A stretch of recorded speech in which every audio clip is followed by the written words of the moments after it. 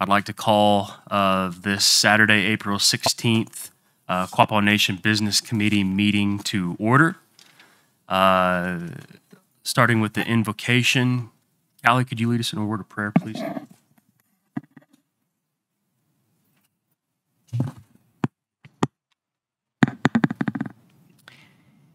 Intante Wakanda, Wakanda Izinke, Hapa Te Thadle Yanage. Father God and the Son of God, for this good day, thank you. These things we ask today, that we ask that you please watch over all of our Ogapa people and our community. Be with those who have ill health and who are grieving. Please place your hand on them and give them comfort.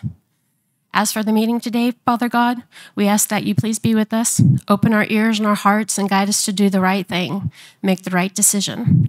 Please forgive us where we fail you. And these things we ask in your Son, Jesus' name, Wakanda Izinke. Amen. Man, thank you. And again. Roll call and declaration of quorum. Mr. Secretary Treasurer. Jeremy. Present. Michelle.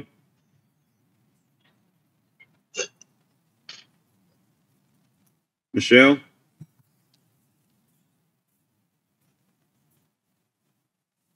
She's muted. Okay. Here. Back. Lloyd. Here. Guy, present. Callie. Present. Joseph. Present. We have quorum. Okay, we have a quorum. Thank you. Item number 4, reading, correction, and approval of minutes and phone polls. And as you can see from the agenda today, we have several phone polls that we'd like to go through. Would any of the business committee members go through those, restate those?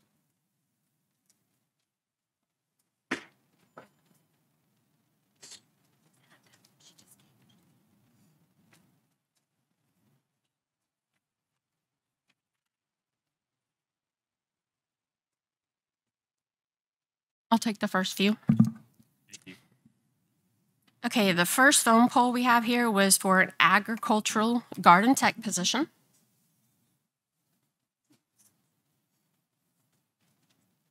Everybody approved it. I do believe on that position it has been posted and filled too from internals. The next one we have is an urgent internship opportunity for the agricultural program. There were 7 approval counts. This is a Native American Community Development Financial Institution that provides loans and technical assistance to those in Indian agriculture. There was an MOU and internship fact sheet attached. Just keep going. Okay. The next, there is a TIPO access to historic site form. Trenton had developed a form with attached proposed verbiage. One correction to this phone poll would be that my access expired and there was a computer glitch, so there's an I on there for me.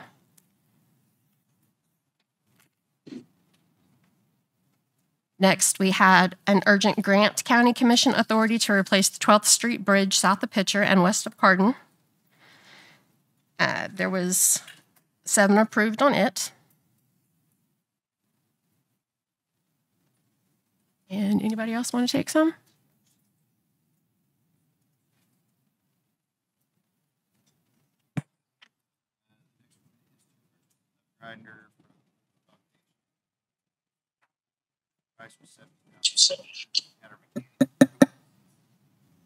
Hear me now? All right, so this one was for a tub grinder purchase from the Modoc Nation. The purchase price would have been $70,000. This was inspected by our mechanic, and looks like it was denied. 3 approvals and 4 rejections. The next one is change orders to the EOC, Emergency Operations Center. Total change order request was $21,792.30. This was to move, add on to the IT closet and move a door and a couple other small things. And it passed with 7 votes of yes. Next, approved food sovereignty plan update, including medicine garden location. This one passed with 7 yeses. And then the next would be to approve forestry job descriptions. One is for a forestry conservation tech, and the other is for forestry conservation scientist. And this passed with 7 yeses. Those have not been posted yet, have they? Just internally. Just internally? Okay. Next one is to approve the chair to sign a Rural Public Health Workforce Training Network Program funding opportunity application letter. And it looks like that was approved 7 yeses.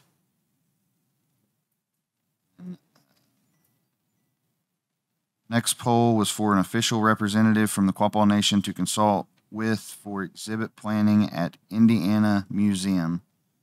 That's at Indiana University. And that one also passed with 7 yeses.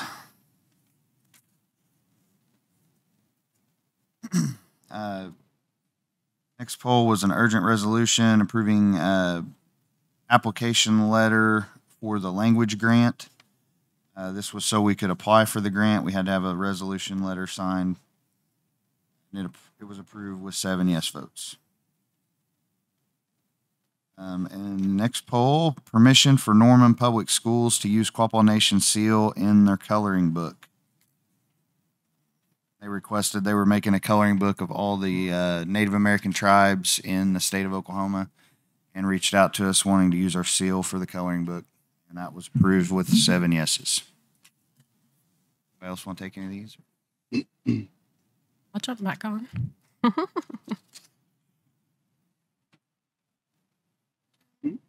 What is the next one? Is it the language? NPS sign. Yes, okay. The next one is to approve an NPS sign. The sign was originally presented in January.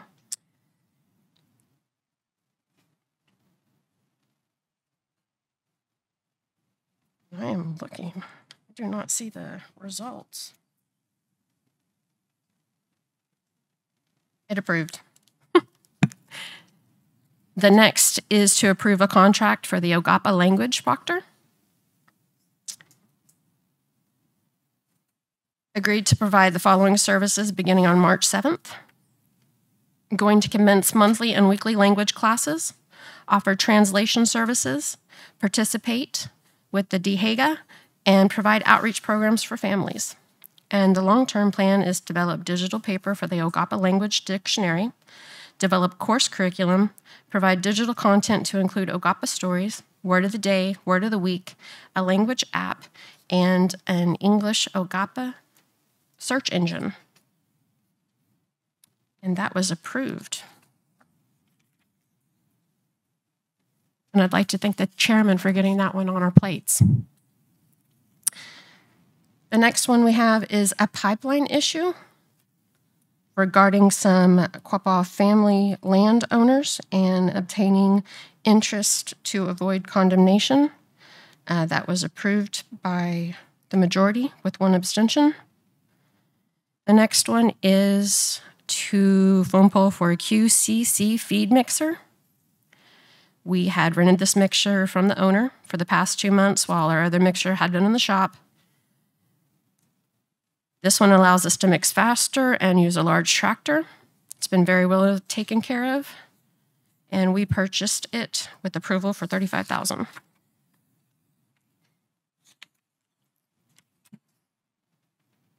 The next one we have is a purchase request for the QFSA refrigeration unit. 3 quotes were obtained, and we purchased one with 7 approvals. These are really hard to read, I'm sorry. The next one, there was a purchase request from our TGA office for laser fish for their department, and that was approved. The next one was for QSA, and it was a CAT 336 excavator.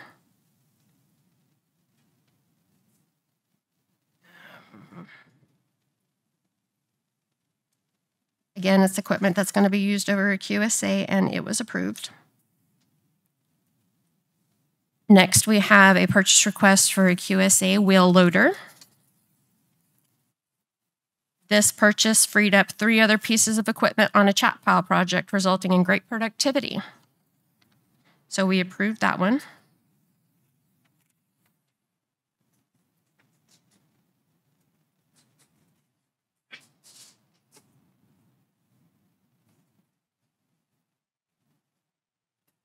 The next one is for a trespass letter. We now have a document that we can use to issue to somebody if they are trespassing on our lands and we do not want them to be on there, banishment, so to speak. If we don't want somebody being on our property, that's what this form does. And it was vetted and looked over by Jeremy and Charles. So it was good to go, and that was approved. Almost there. The next thing that we have is approval of instructions for letters of exclusion. This is the instruction sheet to be passed to all directors explaining the policy for giving a letter of exclusion from the Quapaw Nation property, which must be approved by the tribal administrator or the chief marshal. So that's the letter I just spoke of. It's a memorandum letting everybody know how that works. The next one is to approve the agreements with CAT. It's a financial and John Fabic CAT for excavator. They needed a limited sovereign waiver of immunity for the agreement to do the financing on it, and we allowed that to happen. So that was approved. The next thing we have is approving the Hayden Machinery Finance Agreement. It was the purchase of the wheel loader. A resolution was authorized giving a limited sovereign waiver of immunity as well, and it was approved.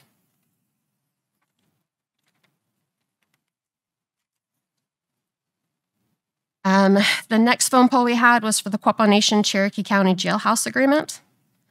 This agreement was to approve getting more beds for our marshals when we have to arrest somebody.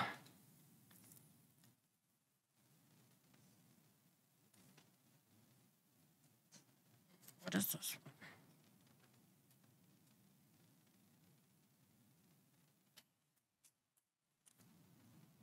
Oh, yeah. Okay. Back in 2002, there was some action taken, and we ended up with 2 resolutions that shared the same number. It was 092102-A. One of them was our environmental code, and the other one was Oklahoma Museum of History, giving names for who was delegated to work on that. 2 separate situations. They can both be defined easily by their title and their number. The question was raised whether we need to change the resolution number, and we all decided to, what did we decide to do on that one? We changed it to 092102-A.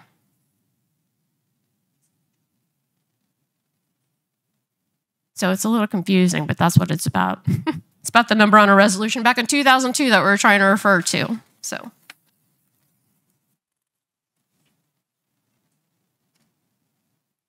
and the last one we have here is an archival agreement. Now, would you like to talk on that one, Chairman, what exactly what that project is? I'll give explanations further down the agenda, but it's for archiving all of our museum collections. Museum has been going for at least over a decade now, and all of the collections that are housed within the museum, we keep track of loosely, but this is more to have a concise, comprehensive database for all of our collections, both that are owned by the museum and then those individuals that wish to put items on loan with our museum. We can now catalog those more efficiently. So that's what that project is. And it was funded by ARPA, and it was approved. And that is all we have for phone polls. Right. Thank you, Callie and Zach, for endeavoring to go through that lengthy list. Appreciate you. So with that, I'll entertain a motion for the approval. No move. I'll make that motion. I'm going to say we have a motion, and then can I give you a second on that one? A second. Any discussion? Hearing no discussion, all those in favor signify by saying aye. Aye. All those opposed? The motion carries and the minutes and phone polls are approved. Thank you. Dropping down to item 5, the approval and disapproval of the treasurer's report.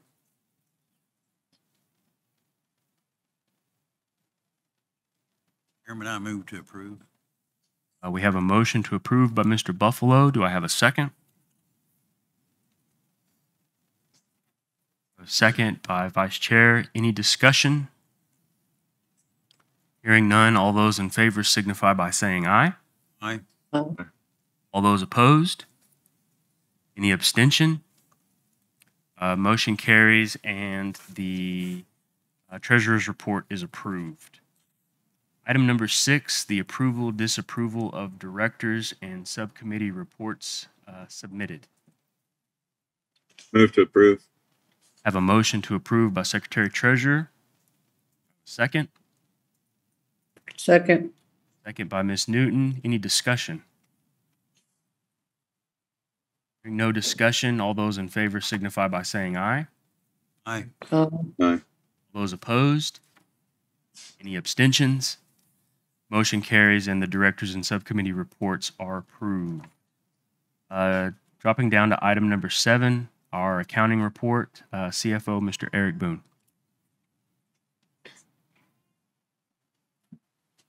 Good morning, everyone. Morning. The end of March marked the halfway point for our fiscal year. In March, our general fund received $2.4 million in revenue, bringing our total for the year to $10.6 million. Actual expenses were $2.7 million in March, bringing our total for the year to $12.1 million.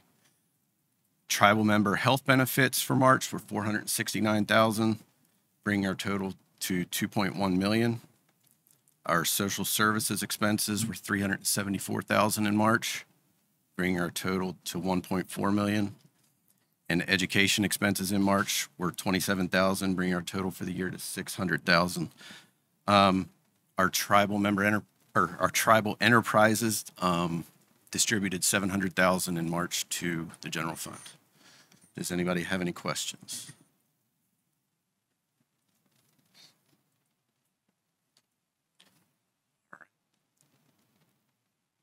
Just so everyone is aware, can you tell us how much money is sitting in our accounts directly tied to ARPA funds?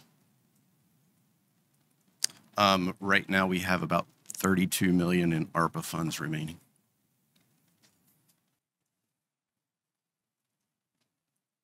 Hey, good report. Item number 8, subcommittee reports. The Constitution Committee, Mr. Roman Cahiga.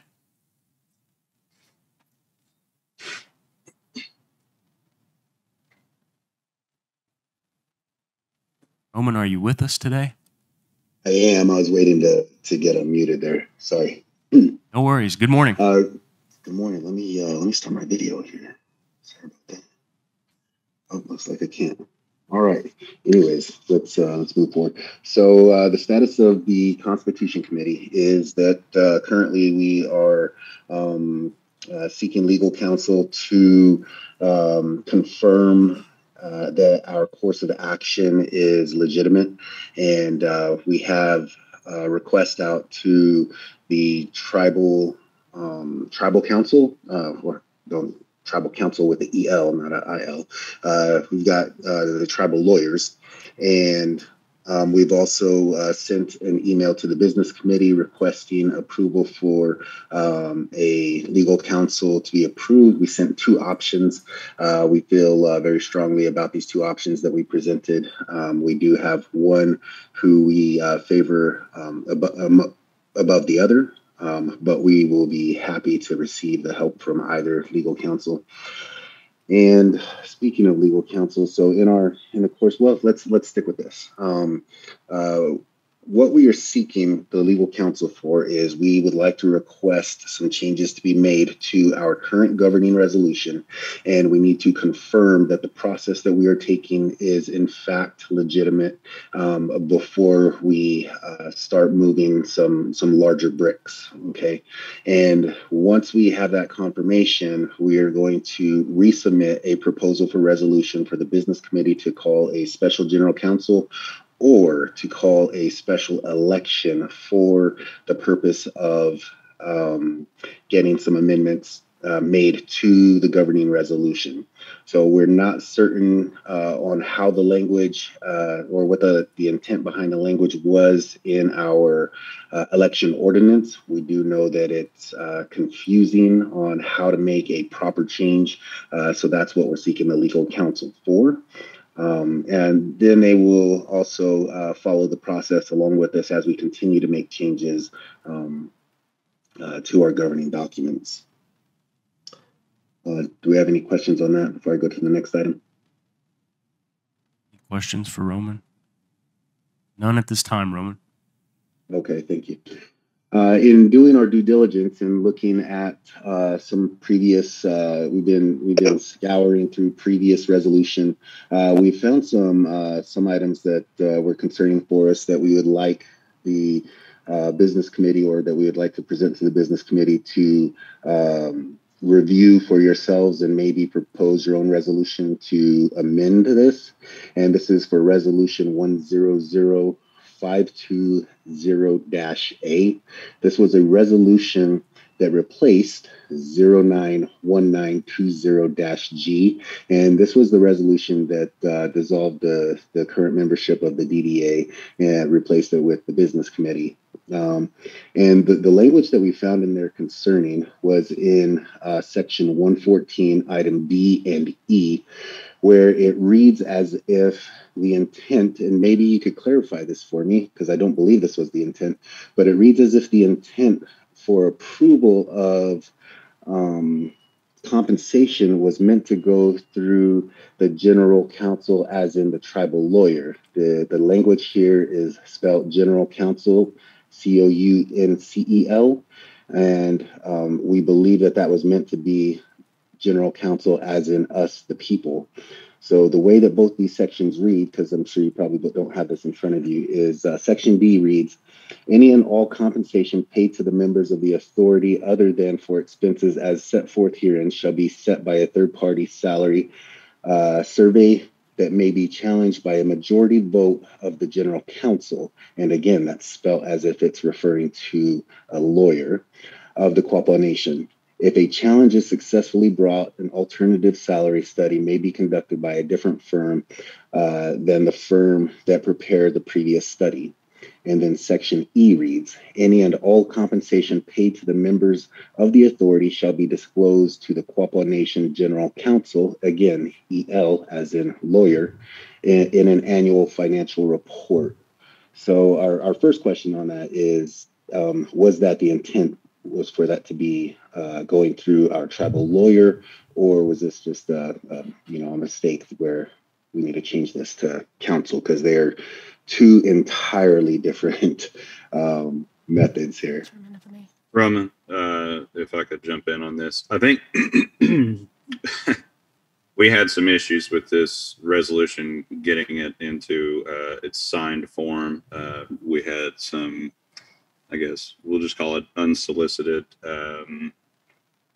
proofreading that happened, and some of the text was changed. I think that somebody had actually changed the word council, maybe thinking that it was a spelling error. So I believe this is just a typo, but certainly something that can be remunerated. Okay, great. Thank you. Just wanted to point that out because from where we're coming from as the Constitution Committee, we just want to make sure that we have recourse, right, as the people. Of course. Also, then, Roman, go ahead. may I speak Yes. on that too? I came across that the other day too, and I don't know how I missed it, but I didn't vote on that one.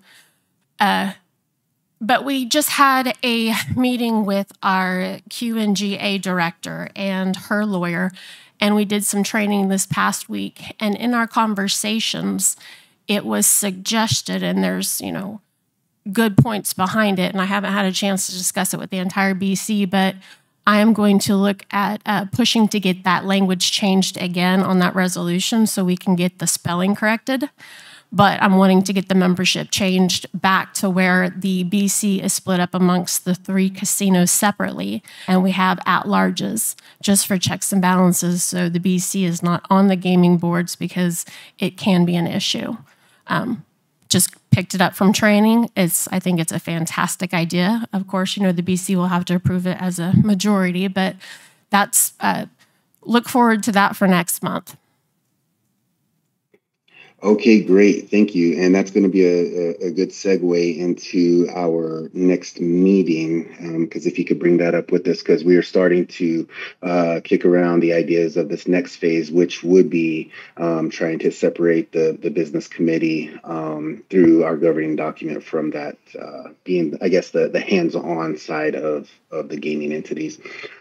And a part of that in our discussion is it brings up compensation, because currently it's a slippery slope for us. That on one hand, the business committee, or the DDA rather, and this is where it gets tricky, the DDA is being compensated through their role as the DDA.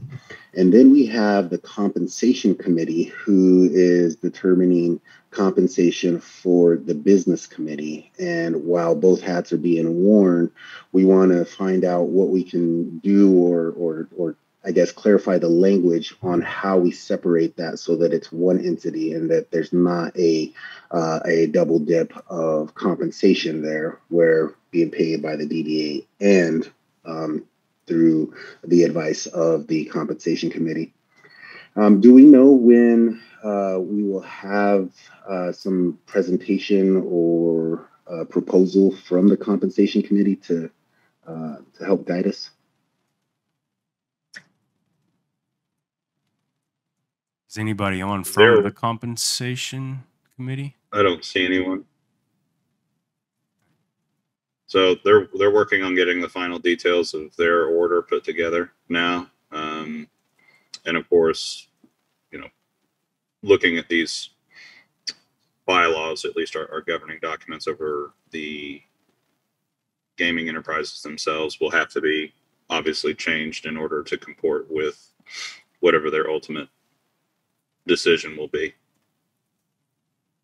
So I imagine that this body will legislate something in the near future, probably the coming month, in order to get everything in line with the intent of the compensation committee. And they did request a meeting with the business committee yesterday, but it was unable to manifest.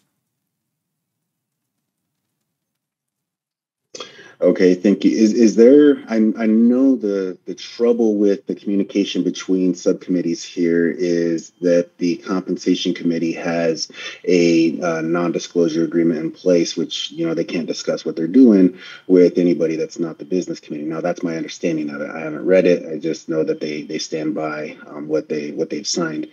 Is there any way that we could get a waiver or some sort of information from them in meeting with us also, or can the Constitution Committee be a part of that meeting? It's hard to have discussion while we're sitting in the dark on items in this regard. Well, Roman, I guess this would be my viewpoint on it, but since the compensation committee was created as a general committee by general counsel on the floor of general counsel, it's not a subcommittee. I mean, the business committee nor its members have any authority to direct or regulate anybody within that committee. Now, it was certainly a request of ours to have a non-disclosure in effect, because a lot of the information they have to use in order to come up with a reasonable, and just pay structure is highly sensitive information, individual payment information for, employees, executives within our either government or business enterprises. So I think that there's some limitation to what they can and cannot discuss. I think that for the purposes of Constitution and being able to set a framework for a carried compensation committee moving forward in the future, I think that they certainly have the ability to meet and discuss with you.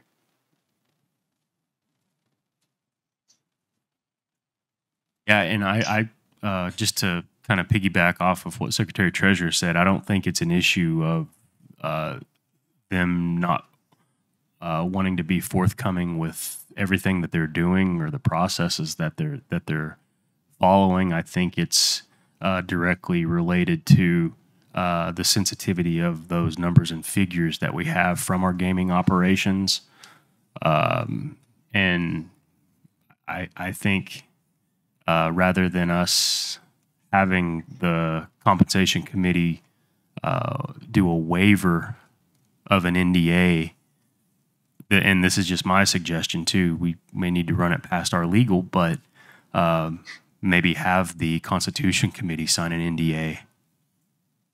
That could be a route that we look at too. Okay, I'll send a follow-up email on this so we could discuss this further, because I think it's something that we'd definitely be willing to do, and it would help us with our direction where we're at right now. Thank you, everybody. That's all I have. Are there any other questions? When's the next meeting? Next meeting will be Monday, April 2nd, or May 2nd, I'm sorry. Monday, May 2nd at 6:30 Central PM. I have a question. Is the business Yes. committee aware of the changes to that they're wanting to bring forth on the on the current operation of the tribe, the nation, of the resolution? One we're just talking about? Yes, no, the first, he mentioned that there was 2 changes that they'd like to make. And are you aware of what those are? Can we be made aware of what those are that they're wanting to make with the governing resolution? Roman? Yeah, absolutely. There are a lot of changes that we would like to make to the current governing resolution. Primarily, it's clarifying roles and reestablishing the language, or clarifying the language of the grievance committee's reach. We would like to increase the number of members on the grievance committee so that it allows for conflicts of interest to be honored if somebody can't be hearing an item. A lot of what we're doing is reclarifying what we're right now is reclarifying and giving the intent of the current governing resolution a stronger bite, in that the power belongs in the tribal council's hands. So there are 12 items that may grow, because one of our items needs to be separated, but it's putting into clear language what we, the people, our rights, declaring our rights and the rights of the grievance committee. Only about the grievance committee? That's well, the only changes? There are others. So the process of this is that we want to remove language. This is the other part of this this first step is we want to remove language that has any reliance on the Secretary of Interior, the Bureau of Indian Affairs, anybody, because in our current governing resolution, we have to submit reports, we have to ask permission to do things, and in our amendment section of our governing resolution, we're allowed to make changes to our governing resolution. So the first thing we would like to do is remove that reliance on anybody outside of our own sovereign, and keep everything, all approvals and all permissions in-house. There are a lot of things that we would like to see changed, like the roles of the business committee, because they're very vague, right? And their authority comes from a phone poll, so to speak. And that's how easy things can be right now. Other changes we would like to see made is how resolutions are presented, and giving us, the people, some more access to what's being presented for resolution, so that we are not sitting here in a business committee hearing these for the first time, that we have opportunity to talk to our elected officials about what changes they're trying to present. Now, obviously, some things will be confidential. Many things will be confidential, but we would still like to know about those items.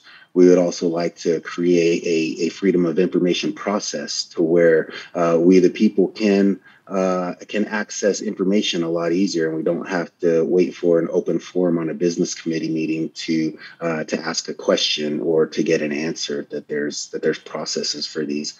We'd like to establish an ethics commission that is solely responsible for looking into matters of ethical behavior and conflicts of interest, and that would not be the responsibility of the grievance committee, because the grievance committee already is going to have a full play in. And so these are just some of the things that we're looking at. There, of course, are steps to making these happen and asking for these to happen.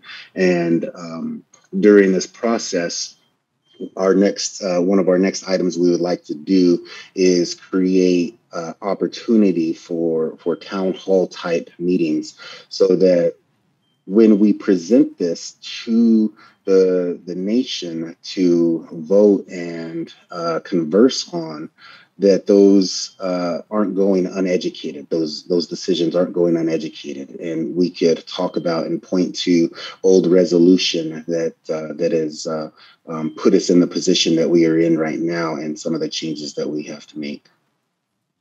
Thank you. You're welcome. Thank you, Roman. Yes. Anybody else? Any questions? All right. Thank you, everybody. Thank you, Roman, and to the rest of the Constitution Committee. I know this is not an easy task, but you continue to show progress, and I think I'd like to follow up with you early next week. That way we ensure that you have your legal counsel, your ability to review what stage you are in the process. And I think that would behoove us, because if you're trying to have a special general counsel before, or even directly after our general counsel in July, there's timelines that we need to follow. We're all aware of those timelines, and so we'll look at your recommendations. And in previous conversation, I do want to say that the recommendation that I asserted was just to have more options, in terms of that timeline. It sounds like the Constitution Committee has already made their recommendation, and they know who they want to go with, and I'm perfectly fine with that. I think we can all be on board with your selection. So it's just a matter of getting that letter of engagement signed and bridging that communication between you and that person. So thank you.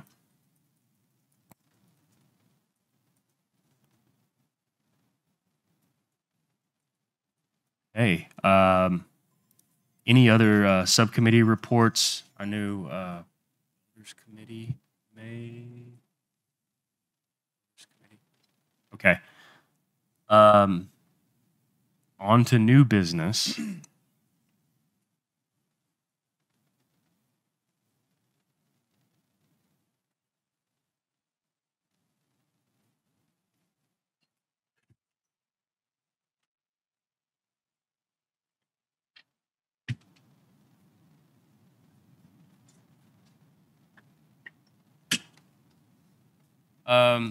Just as a housekeeping item, the resolutions that we have here that were tabled from previous meeting would actually be old business.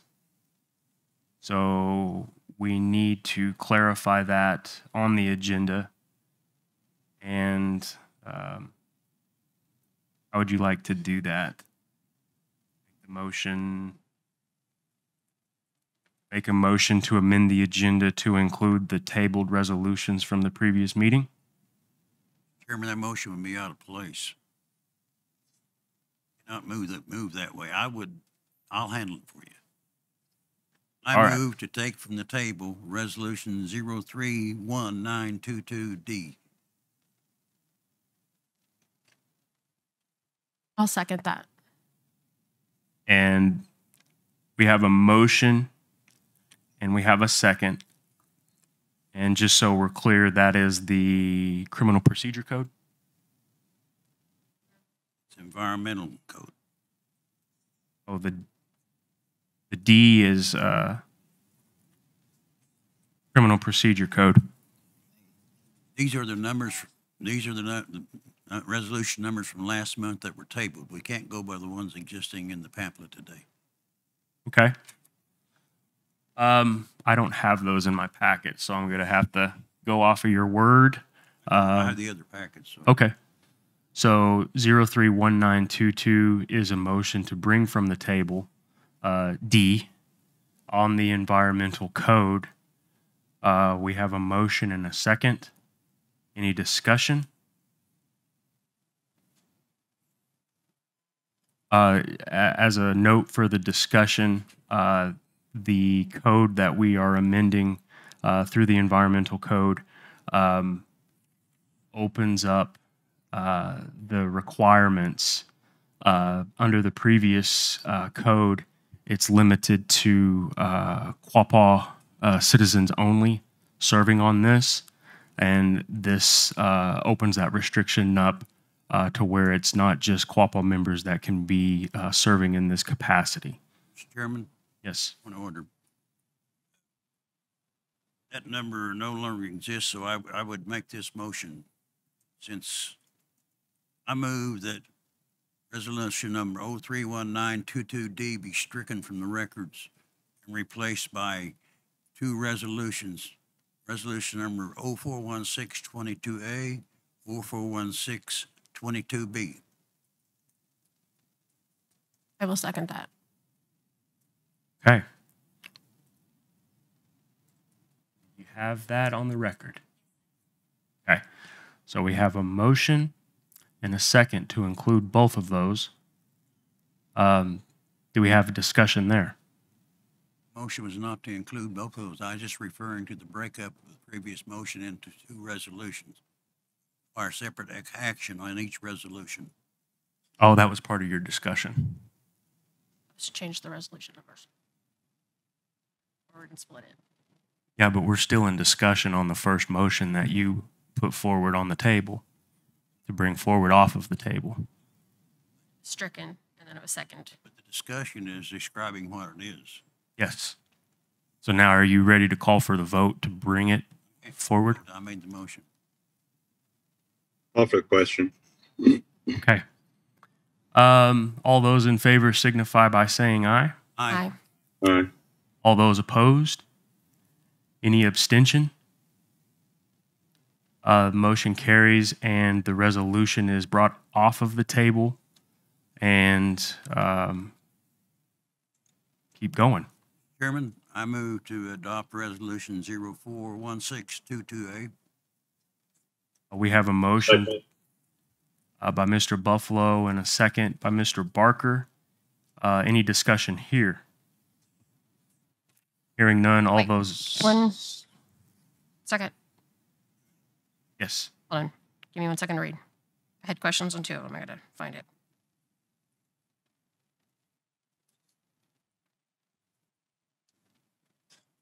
Okay, no, I'm sorry. It was the second one.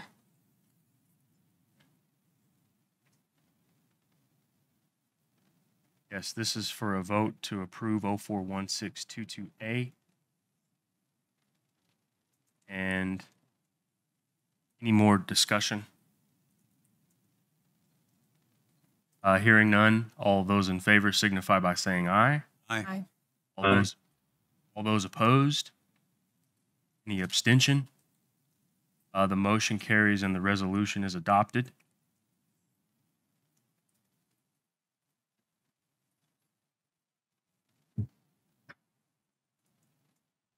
And then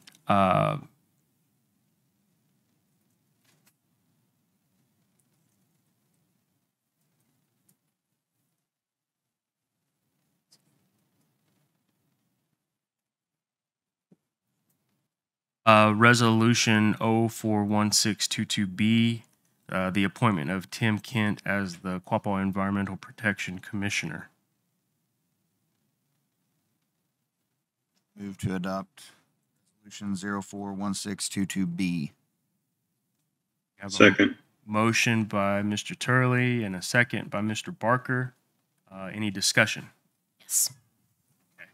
We're in discussion. I just, have you spoke with Tim Kent about this? Yes, he's actually on the Zoom now. Okay. Can we have him speak to it? I've just got questions about it. And Tim? Yes, good morning. Good morning, Tim. I'm here. You want me to just sort of go over the history of this, the Environmental Commission, or did you just have specific questions? Now, if you could just give us a little history, that would be fantastic and greatly appreciated, if you don't mind. Okay. Yeah, back in when we created the commission, it was really kind of a direct recommendation from EPA.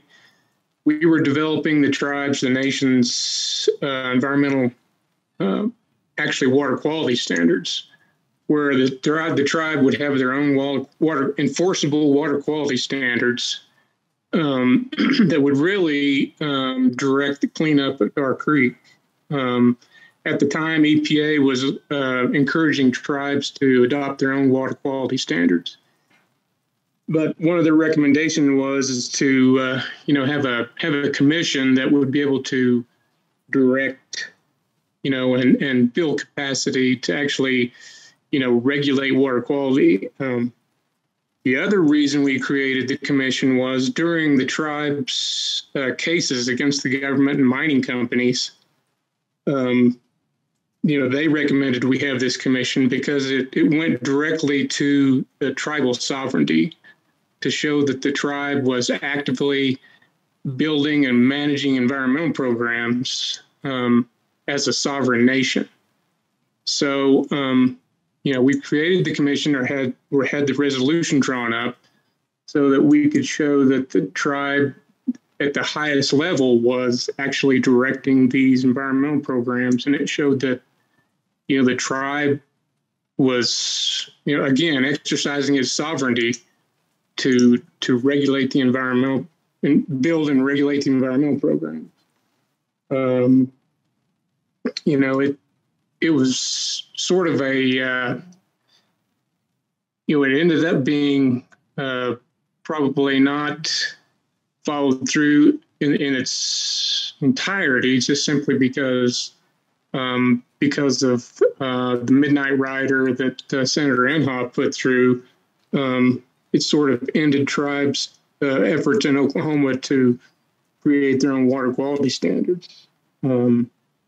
But because with the McGurk case, the tribe's now going to have more opportunities to exercise its sovereignty on this reservation.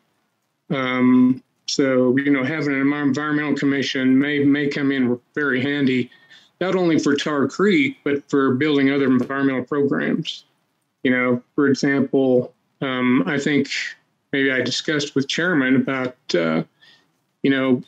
adjudicating water rights for the tribe. That's something that Oklahoma tribes are now going to be moving towards. And, I think an environmental commission will come in really handy in trying to, steer the direction of the tribe and adjudicating its own water rights. Other environmental programs, forestry, wildlife, all those programs that, a sovereign nation would initiate and build, probably should be directed through this environmental commission. So, I'd be happy to serve on that. Of course, I'm not looking for a 8 to 5 job, but I'd be happy to attend meetings and address issues as they came up. But I think it's a very important step for the tribe in the direction of it goes directly to sovereignty, as I said. Okay, thank you for that. Any other questions?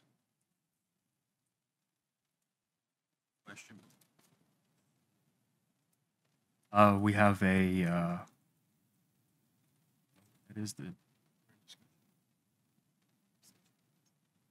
no more discussion. All those in favor for the appointment of Tim Kent as the Quapaw Environmental Protection Commissioner signify by saying aye. Aye. Aye. All those opposed? Any abstention? Hearing none, the motion carries and Tim Kent is appointed. Thank you, Tim. Looking forward to working with you, and we appreciate your work in the Tar Creek remediation and where we go in the future as the tribe. So thank you. Mr. Chairman? Sure. I'm move to take from the table Resolution 031922A, resolution enacting the Quapaw Nation Traffic Enforcement Code. Okay, we have a motion by Mr. Buffalo to bring 031922A from the table. I will second. Discussion, sorry. It's actually 1922B for the traffic code. A was the Adult Protective Services. Let's turn the page. Thank you. No, you're good. Okay. Notes here. 031922B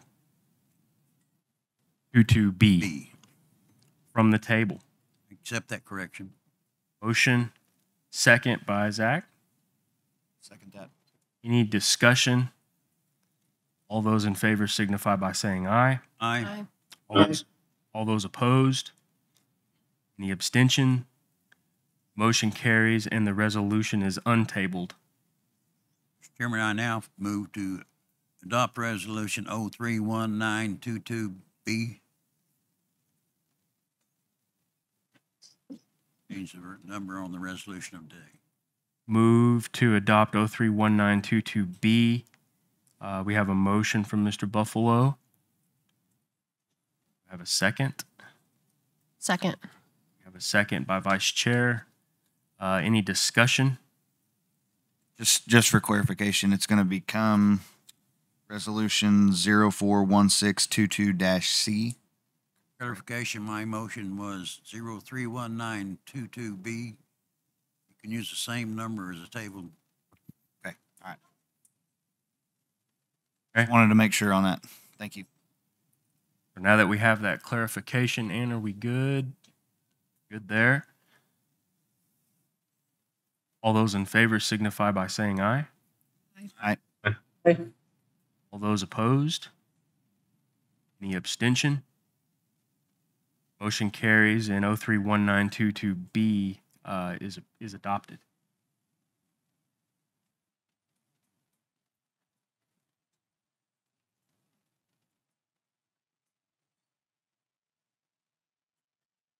Yes. You don't have to amend the agenda. The action was taking place. It will appear in the minutes.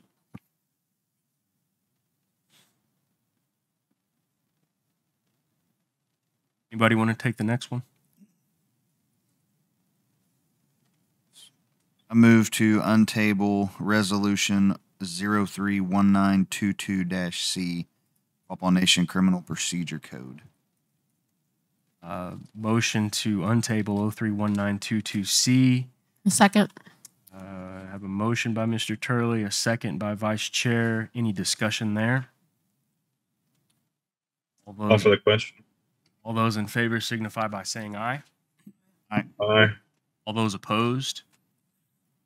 Any abstention? Motion carries and the resolution is untabled now. Clarification, the minutes should reflect the motion approved with 031922C rather than the resolution 041622D. Correct. Now that the record reflects that, entertain a motion to adopt. I'll move to adopt. We have a motion by Secretary Treasurer, Second. second by Mr. Buffalo. Any discussion? Hearing none, all those in favor signify by saying aye. Aye. All those opposed? Any abstention?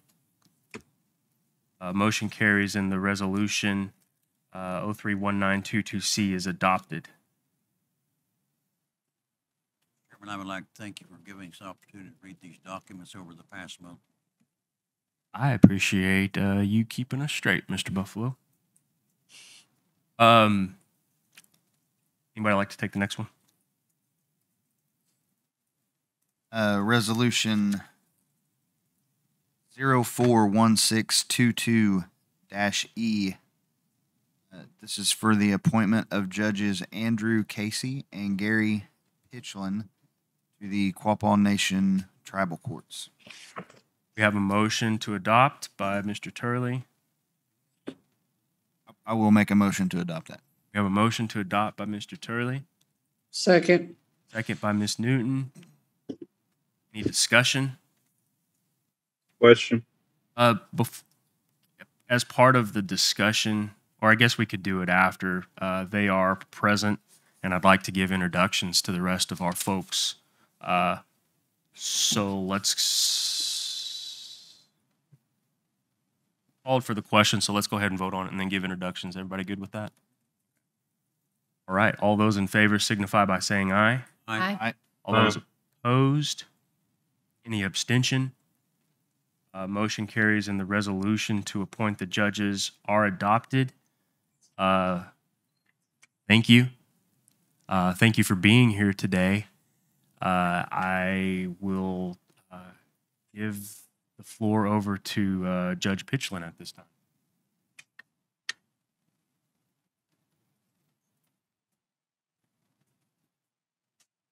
Good morning, Council. Good morning. I look very much forward to working with the tribe from the bench.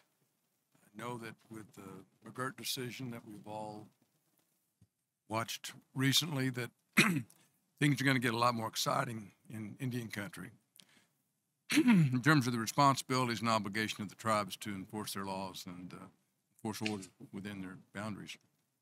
I have served on several tribal appellate courts, although I've been a litigator in federal, tribal, and state courts for over 40 years. This is actually the first time I've agreed to sit on a trial bench. So I'm looking forward to taking all that, funneling it down to serving as your trial judge or one of your trial judges. I think that you'll find that Andrew Casey, who is your other appointee, will also bring a lot to this bench. Andrew's very bright. He was one of my law students at the University of Oklahoma Law School. Did some associate work with me and some clerking with me. So I look forward to working with Andrew and with Diane and the rest of your staff in carrying out the obligations and responsibilities. Thank you very much for the opportunity. I look forward to working with you. Thank you, Judge. We're very honored to have you with us. Appreciate it. Thank you. Do you have any questions for Judge? Okay, thank you. Thank you. and Judge Andrew Casey.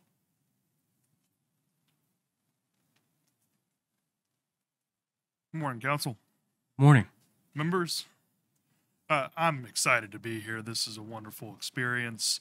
I've gotten to meet, already in the mix of hanging around the complexes for a while. I've got to meet a lot of different people associated with the marshals, with the court, and I'm thankful for the opportunity and gracious to you all for having me. I'm also indebted, of course, to the council and to Judge Pitchland as well, who was not just one of my professors, but has been, I call him my father-in-law, because he's helped raise me for quite a while in my practice. And so we're both honored to get to serve you all at the trial court level and to serve you all at the trial court level. And so we're happy to see you all around the courthouse, and we'll be there as much as we're needed. Thank you. I'm looking forward to working with both of you gentlemen. Hey, anybody want to take the next resolution?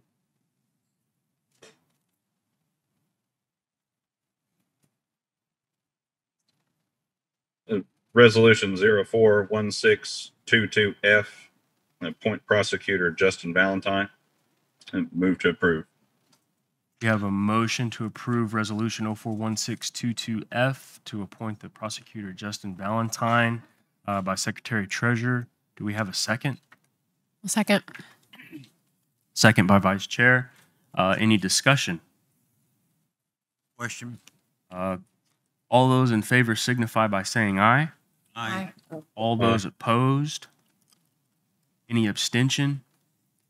Motion carries and the resolution is approved. The appointment of the prosecutor, Justin Valentine. Mr.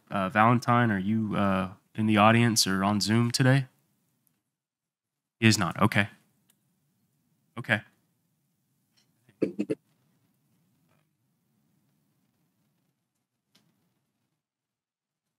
Resolution 041622G, appointing the public defender, Jeremy Otis. Entertain that. Move to motion. approve. Have a motion to approve by Secretary Treasurer. Second by Mr. Turley. Any discussion? Question? All those in favor signify by saying aye. Aye. Aye. All those opposed? Any abstention? Motion carries and the appointment is approved under the resolution. Do we have Mr. Otis? Not available? Okay. Okay. All right. Dropping down out of new business into donations. Would like to take that?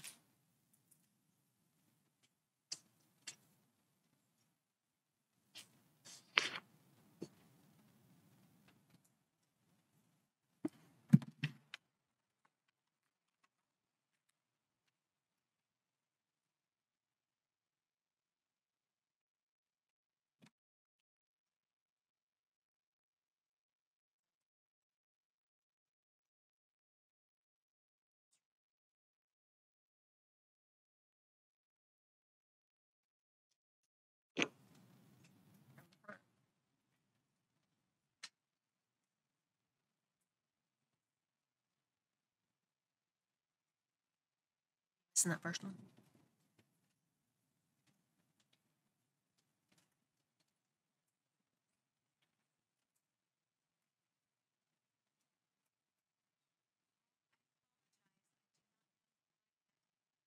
I can read it. It's okay. It's in here. It's just towards the back. So this is donation request from Alfred Rice for the Peyton Rice Honor Dance. It says that his son, Peyton Rice, is Sac and Fox and Quapaw. He attends Quapaw High School and has been awarded a scholarship by the Sac and Fox Nation and the Chicago Blackhawks. The details on it: an honor dance for Peyton will be held at the Ottawa Peoria Cultural Building on April 24th 300 to 400 people are expected to attend. I'm requesting $900 to cover the building rental and $600 for head staff. Football Nation and other nations will be recognized throughout the event. It looks like the amount requested was $900. The date needed is for 4/24 of 2022. How do you wish to proceed?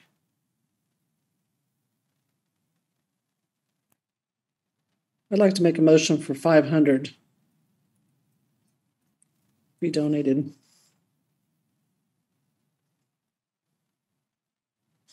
I'll second that. We have a motion by Ms. Newton for a $500 donation to the honor dance for Peyton, and second by Vice Chair. Discussion? Hearing none. All those in favor signify by saying aye. Aye. All those opposed? Any abstention? I'd like to be included as an abstention, please. Motion carries and the donation request is approved. Next up.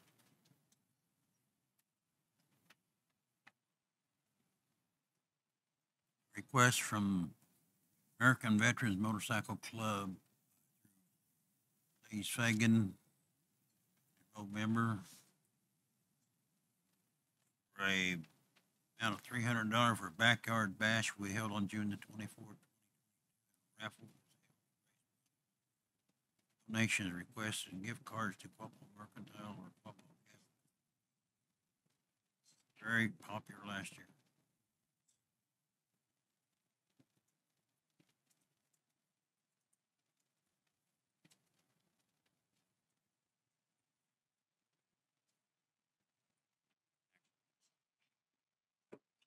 I don't know if we can do like paper or vouchers.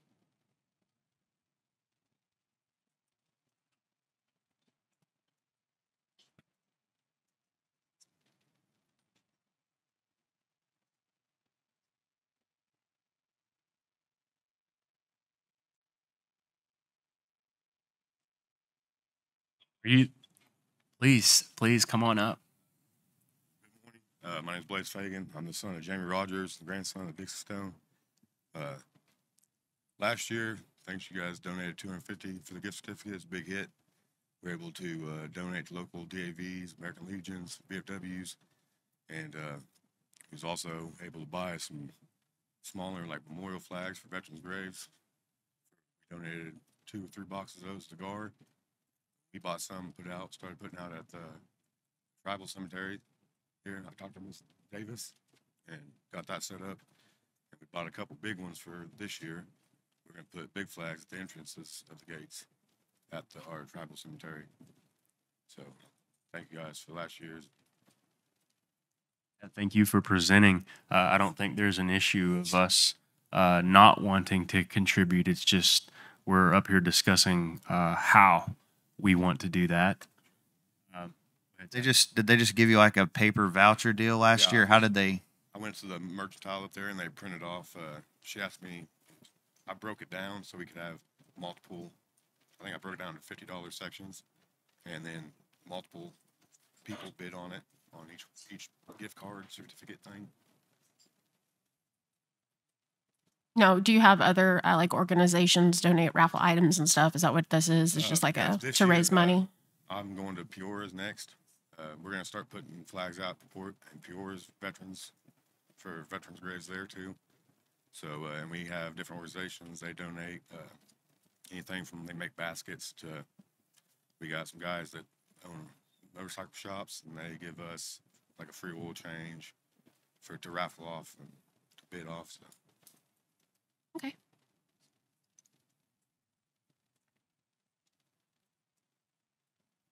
I'll make the motion to donate the requested $300 amount for them to split it up how they need to at the mercantile. like they did last year, yes. I will second Second. that. Oh, Have a motion and a motion by Mr. Turley and a second by Vice Chair. Any discussion on that?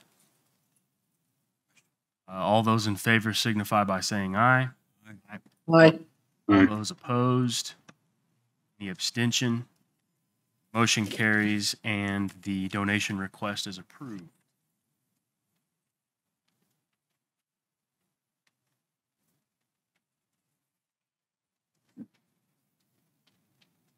For the next, we have Blaze again. I'll let you introduce it. We found out Monday, I'm a QSA employee. We found out Monday that our head safety guy, Rob Rogers, was diagnosed over the weekend with stage 4. Started as lung cancer and it spread throughout his whole body. So Tuesday I started trying to get a benefit going for him. I was going to try to do a poker run because he used to be a biker. So I tried to do a poker run, but with May being such short notice and May being unpredictable in weather, I'd hate for it to rain and us not make no money for him. So we're going to do I got flyers if you guys like one. We're going to do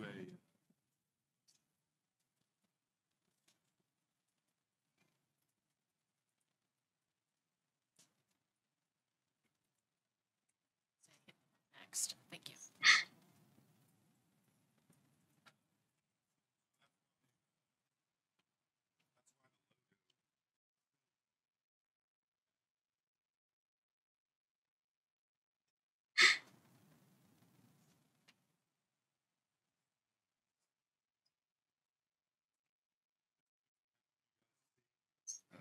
That's why I asked for 100 pounds of hamburger patties.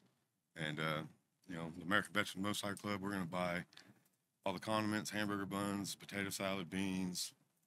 And then we're putting on a cornhole tournament. And the Elks, they're going to donate the room to us. And we're going to have a silent auction for that. So, and it's going to be $10 a plate. So, just trying to figure out something to do for him. So is the request for 100 hamburger patties? No, it's 100 pounds. 100 pounds. Because we every year for our party, our backyard bash, we buy 50 pounds from the tribe, and that gives us about 96 burgers, give or take. And I was talking to Maria, our boss, and I said, well, you think 50 pounds would be enough? And she said, probably not. So, but on caveat off that is, if we don't use all the hamburger meat, the full 100 pounds for this, it's not going to go back to us. I'm going to bring it back to QSA. And, you know, if we have like a day where a lunch so the burgers we don't use at this, we'll go back to QSA and we'll have it for lunch or a safety lunch thing. So. How much are you hoping to raise at the fundraiser? What was that? How much are you hoping to raise at the fundraiser? As of right now, I hope a lot. I mean, I took donations down. I think the Cancer Committee is going to put out to the nation that if every department could make a basket for the silent auction. I know I made a pitch to QSA yesterday at our safety lunch that instead of us putting the basket together, if everybody could just pitch in $10, and they did, and I ended up going yesterday, and I talked to I purchased with those donations from QSA, I purchased a 1911 to auction off at the Elks. Instead of that's QSA's basket. We're all guys out there, we don't know how to do baskets, so. But Hopefully you brought your Easter basket today. Huh? Hopefully you brought your Easter basket today. Yeah. But I expect a lot of, because we're my club, we're thick in Oklahoma, and we're a nationwide club. And I'm putting it out to my club brothers come. They love doing this kind of stuff. That's what we're here for. So, I mean, it's going to be a big thing. So, and it's right after your guys' meeting next month. That's why I appreciate you opening this up, because it's very time sensitive.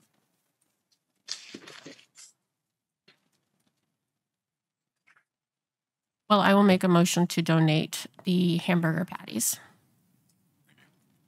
Second that motion. Second. We have a motion by Vice Chair for the donation request. We have a second by Mr. Turley. Any discussion on the item? I'd like to move to amend the motion. We have, To, go ahead.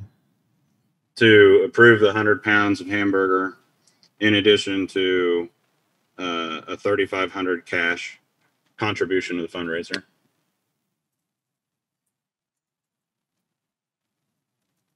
Okay, we have a motion to amend the motion to include the $100, or excuse me, the 100-pound donation request in addition to a, did you say $3,500? $3,500. $3,500 cash donation.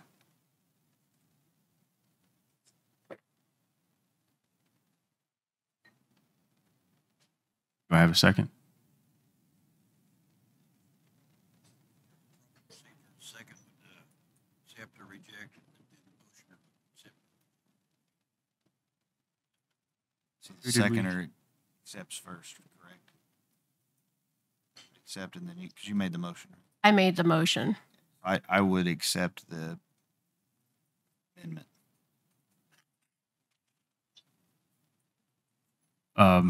Seconder accepts. Now the initiator of that motion.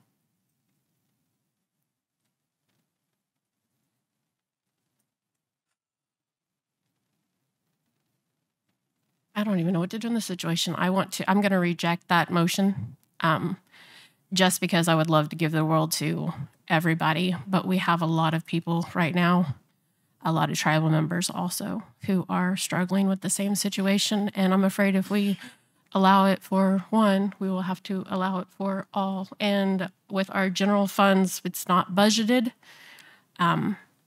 I would actually like to maybe move towards looking at the donation box we have at Downstream, possibly, too. Just put that out there.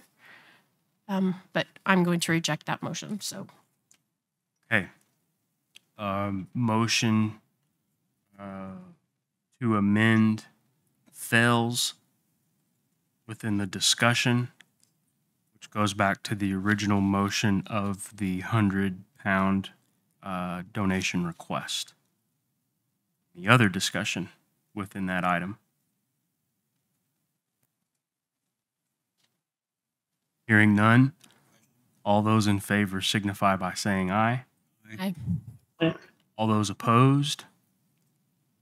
Any abstention? Motion carries and the donation request for 100 pounds is approved. Thank you, guys. I only have one more question about the flyer. Are you guys, the flyer look okay to you guys? We can start pumping them out and getting them in the tribal buildings and around. My suggestion would be to kick this to our communications department, and they can make it look good and everything that's pertinent needs to be The part of reason it's that. like they said, it was a screenshot when I printed it off. So, We'll just hand it over here and they'll take care of it for you. Okay?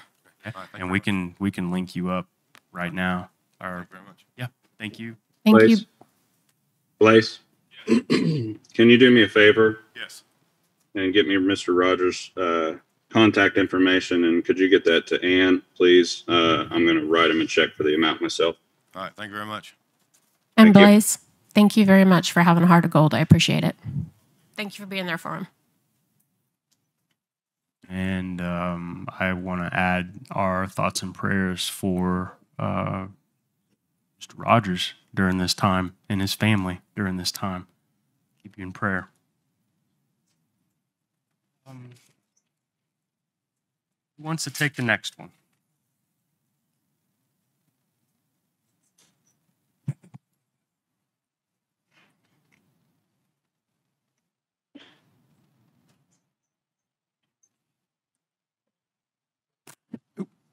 This is a request from Bronson Red Eagle.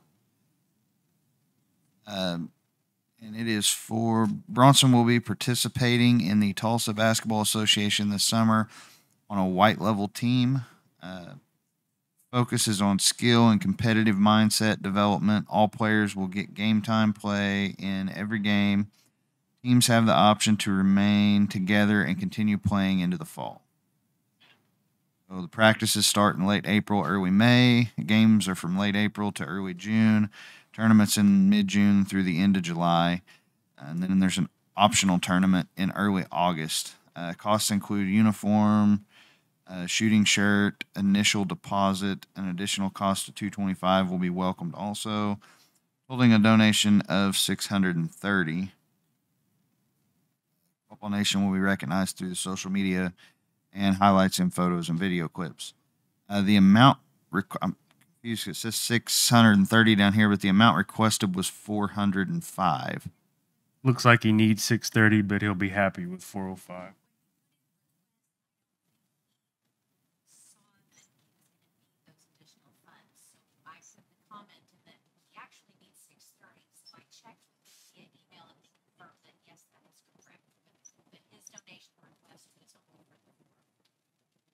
Perfect. So a donation request for Summer Basketball League, $105. I would make the motion to donate the 500 that we donate for travel members, since he actually needs 630. I will second. We have a motion by Mr. Turley to donate $500 and a second by Vice Chair. Any discussion? Hearing none, all those in favor signify by saying aye. Aye. Aye. All those opposed? Any abstention? Motion carries and the request is approved.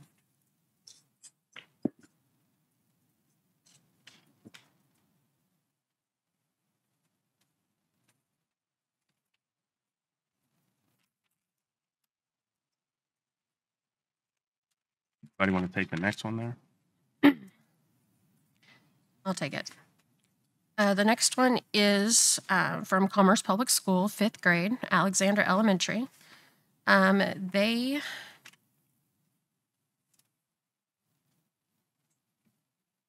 will be presenting the 5th grade with a lesson.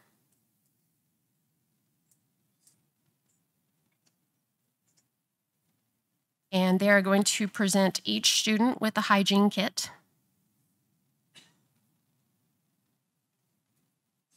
And the amount requested is $545.31.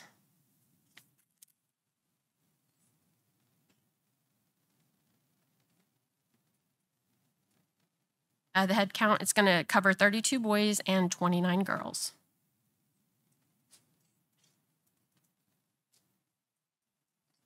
Move to approve using ARPA funds. I'll second that. We have a motion by Secretary Treasurer to approve the request utilizing ARPA funds, and a second by Vice Chair. Any discussion on the item? Hearing none, all those in favor signify by saying aye. Aye. All those opposed? Any abstention? Motion carries and the donation request is approved. For $545, right? Total of $545. Yes. Okay. Next up. The next is a backpack program which provides weekly meals to 140 students from 3 area schools. The amount being requested is $1,000. It is from a religious organization, and the contact person is Larry Mercer.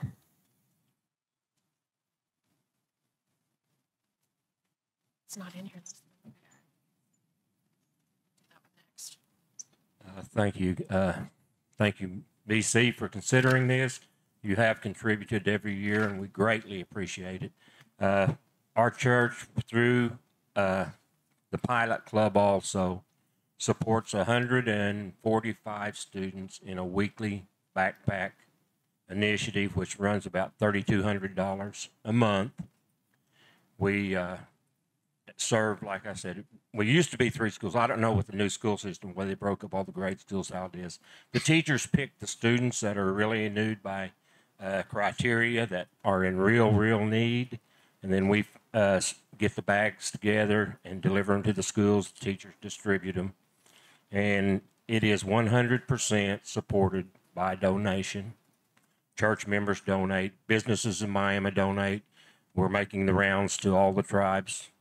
Due to COVID and everything else, supplies have really gone up. So it now costs us about $6 per kit for each student. And they get something just to carry them through the weekend. And then we're ready for the next weekend. So any amount is appreciated. The normal donation in the past was $1,000, but we are gladly willing to accept anything you consider. Thank you.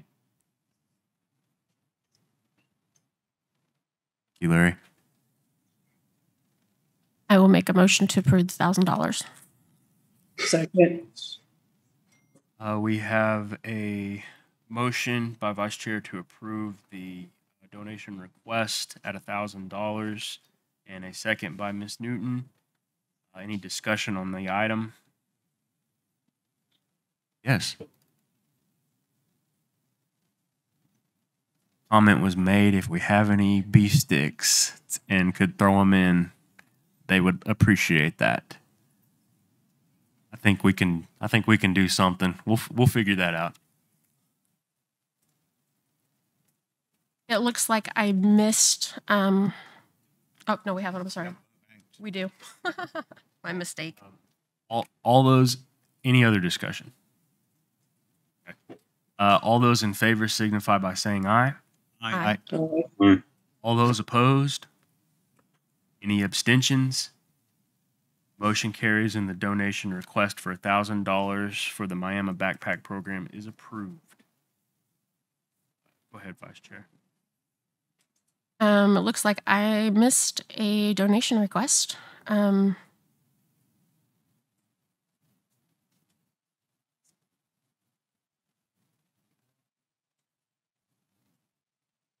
This one is for Epic Homeschool.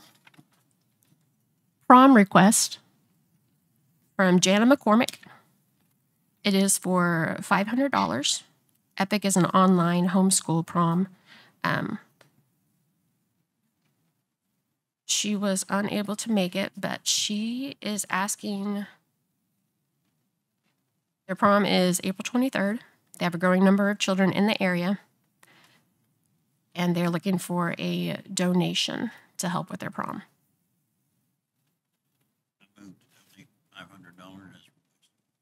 Second. We have a motion by Mr. Buffalo to approve the request at $500 and a second by Mr. Turley. Is there any discussion on that item? Yes. Do we know if this money is going to the parents or to Epic directly? I believe it's going, the way I understand it, it's going to the committee. I can find out. I can reach out to her and ask her, but that was my understanding. Okay. I think it's a big distinction. I think given the fact that Epic as an organization is currently under allegations and indictment for misappropriations of money and fraud.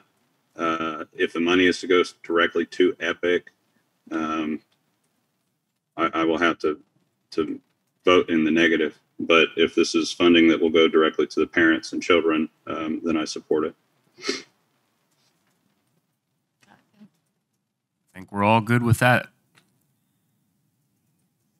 And we'll get some clarification before we cut the check. Any other discussion? Hearing none and taking into consideration the comments of the Secretary Treasurer, we'll be reaching back out to the organization to verify the point of contact for receiving those funds. All those in favor signify by saying aye. Aye. Aye. All those opposed? Any abstention? Motion carries and the donation request for $500 is approved.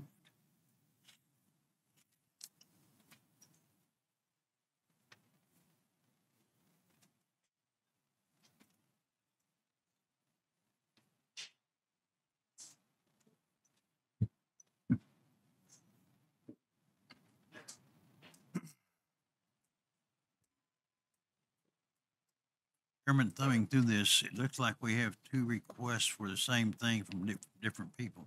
Let's see.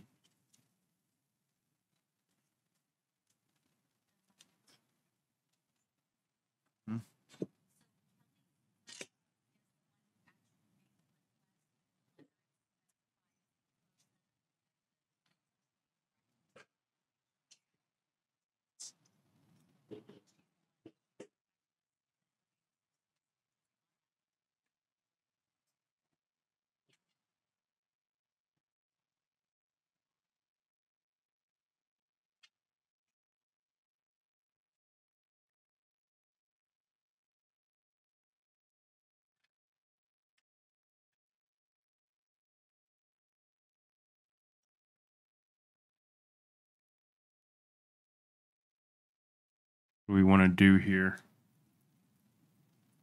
Is it just one request we're looking at? Okay, I'll go ahead and read it off.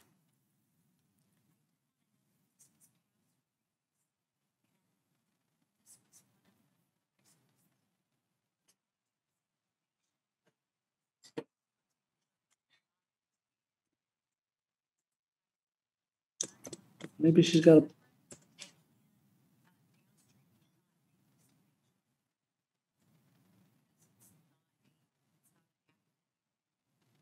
It's a child-related sponsorship, so we don't want to do casino-related donations on it. Correct. Okay. This one right here is the Miami High School after prom activities. Ooh. The prom is going to take place April 30th at Williams Riverside near Fairland. They're going to have a post-prom party. They're requesting $1,000. These contributions will be used to cover the event expenses for student prizes, food, beverages, and entertainment. 300 students are expected to attend. I will make a motion to donate $1,000 to the Miami High School after prom. second. We have a motion by Vice Chair. Approve the request, and then a second by Mr. Turley. Any discussion? I'm assuming, maybe you may not. Does this include the second request to $1,000? Just a $1,000 request. I think that's what she was trying to split her. Just one $1,000 donation, and that is it. And just to clarify for the record, this is a motion to approve a request for one $1,000 request for the after prom party. Miami High School. Any other discussion? Question. And you have that clarified? Okay. All those in favor signify by saying aye. Aye. All those Aye. opposed? Any abstention? Motion carries and the donation request is approved. Chairman, next one, the request from Dallas Finn, who is a tribal member. $2,500. Funding for Miss Rodeo, Miami Princess for 22 Miami Rodeo. People will not be able to be at the meeting, which is obvious. She's putting $2,500. Decal on the rodeo trailer, 30-second commercial. 25 VIP passes, half a page. And the rodeo program logo on the fence poster, banner and arena. Logo on 4,000 kids tickets. Advertising sponsor for Kids Zone on Friday and logo on event posters. Hearing that presented, we have somebody who is speaking on her behalf. She's gone. They had a rodeo today. They couldn't be here. You got to pay for it. I don't even have one. It's kind of got some run on me last moment. But what it is, the rodeo's actually been kind of smart. They're using the queen candidates to sell their advertising. They've got different levels of advertising, so it's not really a true donation. We reached out to the convenience stores and the casino, and they referred us back to you guys. Yeah, you can pick different levels. Like if you want to sponsor a bucking shoot, and they'll put the name on the bucking shoot during the rodeo. You can buy banners that they put up. What is the date of the rodeo? What's the date of the rodeo? I don't even have that. Donna, do you?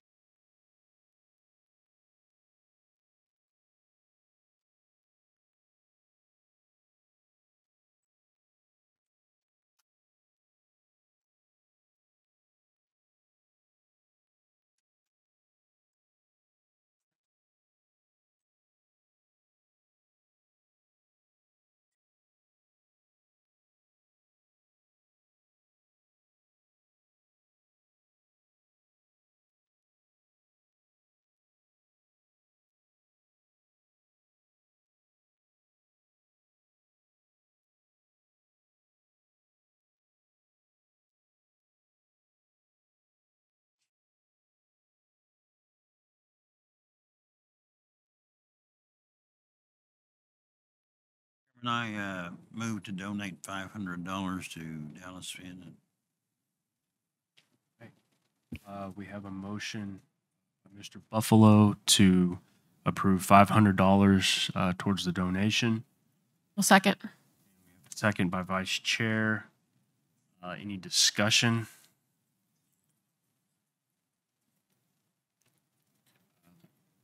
All those in favor signify by saying aye.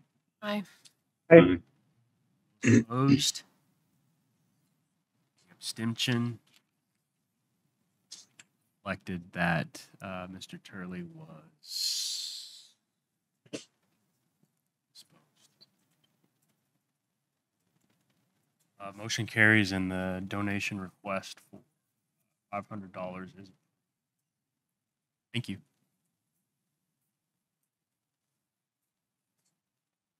All right, next up, Papa Native American Church Devil's Promenade Chapter, Spring Sweat, and NAC meeting.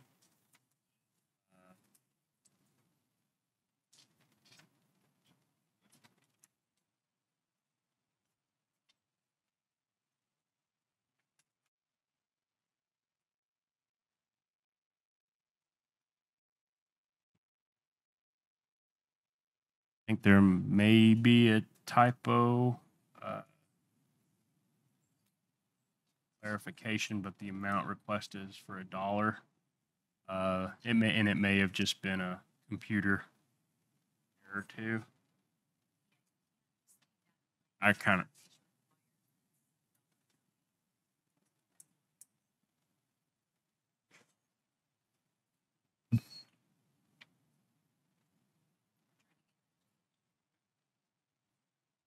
So, Quapaw Native American Church Devil's Promenade Chapter is an official chapter of the Native American Church of Oklahoma. Seek to support the practices of the Quapaw NAC and ensure the continuation of tribal traditions and ceremonies. They aim to host 4 seasonal ceremonies annually. They host other ceremonies throughout the year as well. They're very much involved in our funerary practices and ceremonies. Always available to answer the call and step up when called upon.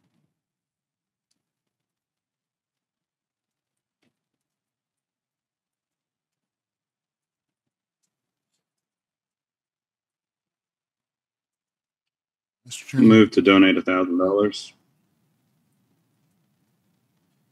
I have a motion to approve the amount of $1,000 by Secretary Treasurer. Second? Second. Second by Vice Chair. Any discussion? J.O., did you want to say something? Yes, our chapter, we built that a few years ago. And we're just needing some repairs on the outside of the walls. Needs some weatherproofing, and we're going to plan on putting in a dishwasher, possibly washer and dryer for the cooks when they come and stay the night, and they stay all night and cook 4 meals throughout the day, and there's just some small things that need to be repaired, and we plan on using some of this money for the dinner coming up on the 13th. What was it? May. Yep. So we would really appreciate your consideration. Can you tell me how old the building structure is now? The roundhouse and the longhouse? 6 years old. 6 years now? That's 6 years. Okay. Does your chapter also need help becoming a 501(c)(3)? We would like some help doing that. Yes. We just hasn't had the time to do it yet, I guess. But it is in the works. It's in the plans. So, and that would help us out a lot.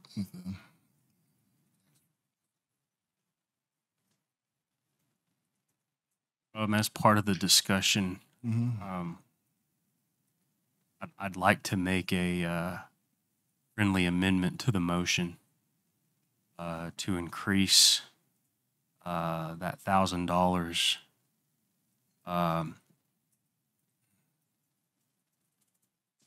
And given the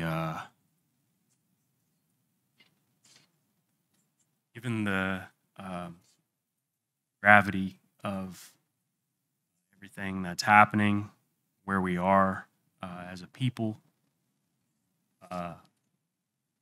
fact that it's Easter weekend, the fact that there's people in that altar right now praying for us.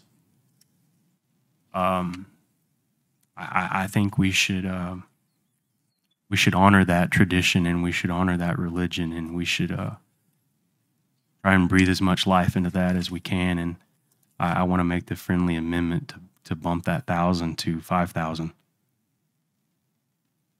If the seconder and the initiator is okay with that.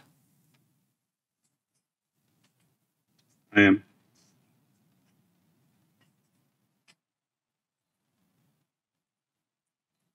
Okay.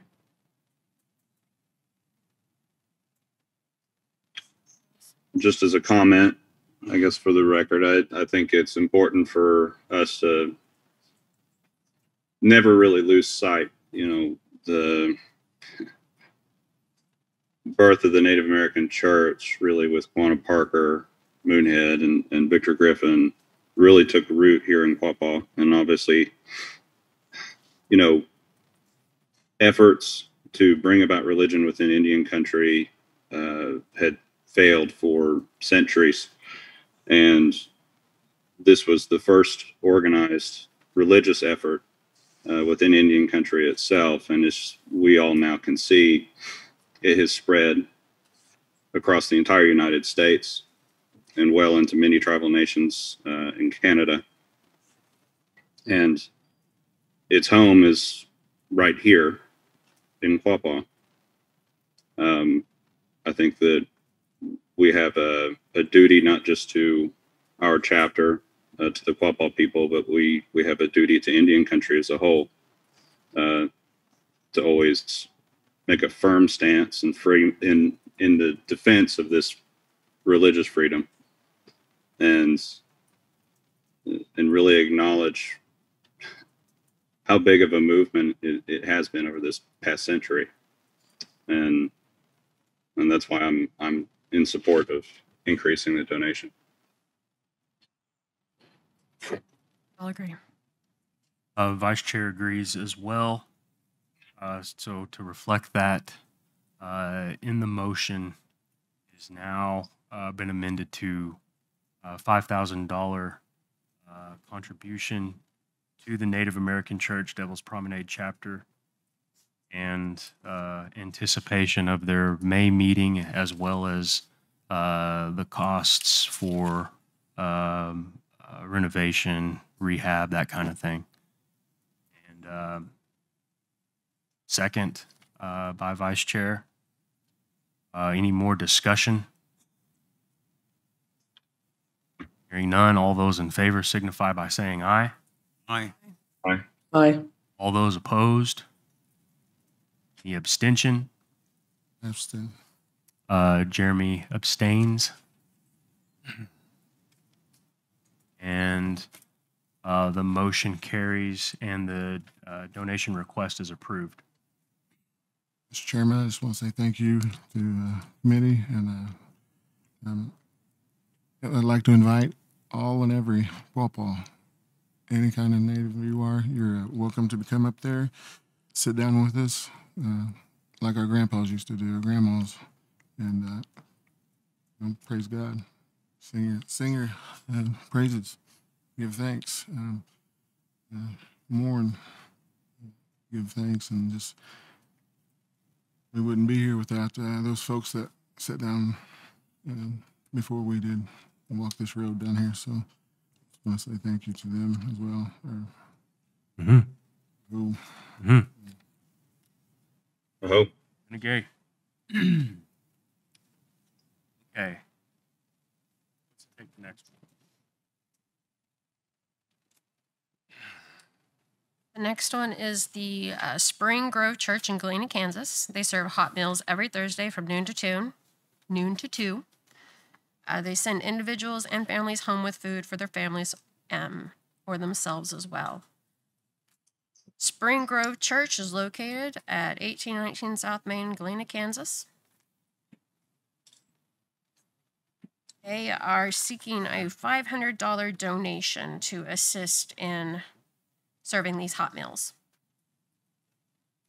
They recognize us. They will recognize us on Facebook, local paper, or TV if they're asked to be interviewed again.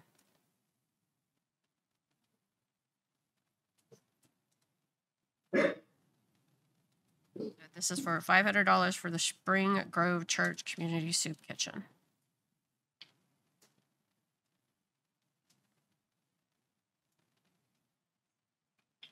Move to approve.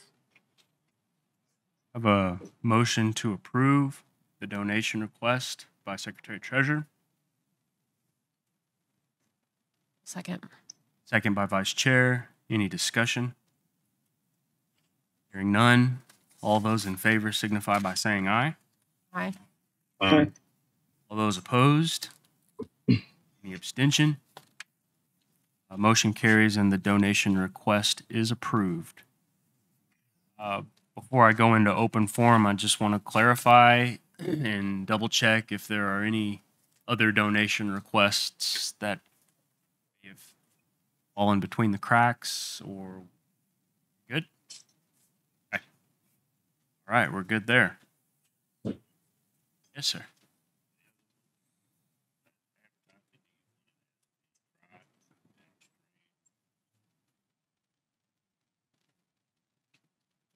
Pawpaw Nation. Yeah, Pawpaw Nation.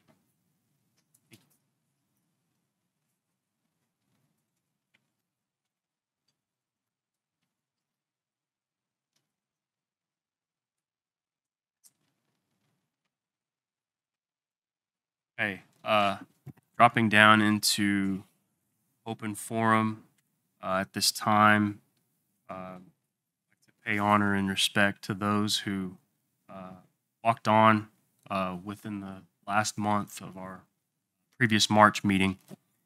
And those individuals and names that I have are Mary Lou Cantu, Ramona Lee Smith, Victor Dale Stevens, Billy Joe Myers, Gary James, Tanner Ashbaugh. And I'll take any other names at this time. Hearing none, if you could please remove your hats as we enter into a moment of silence, please.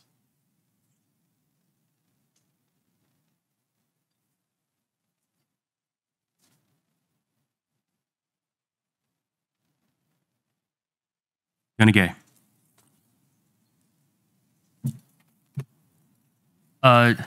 Just some quick notes and few items I would like to discuss, and then I'll open up the floor.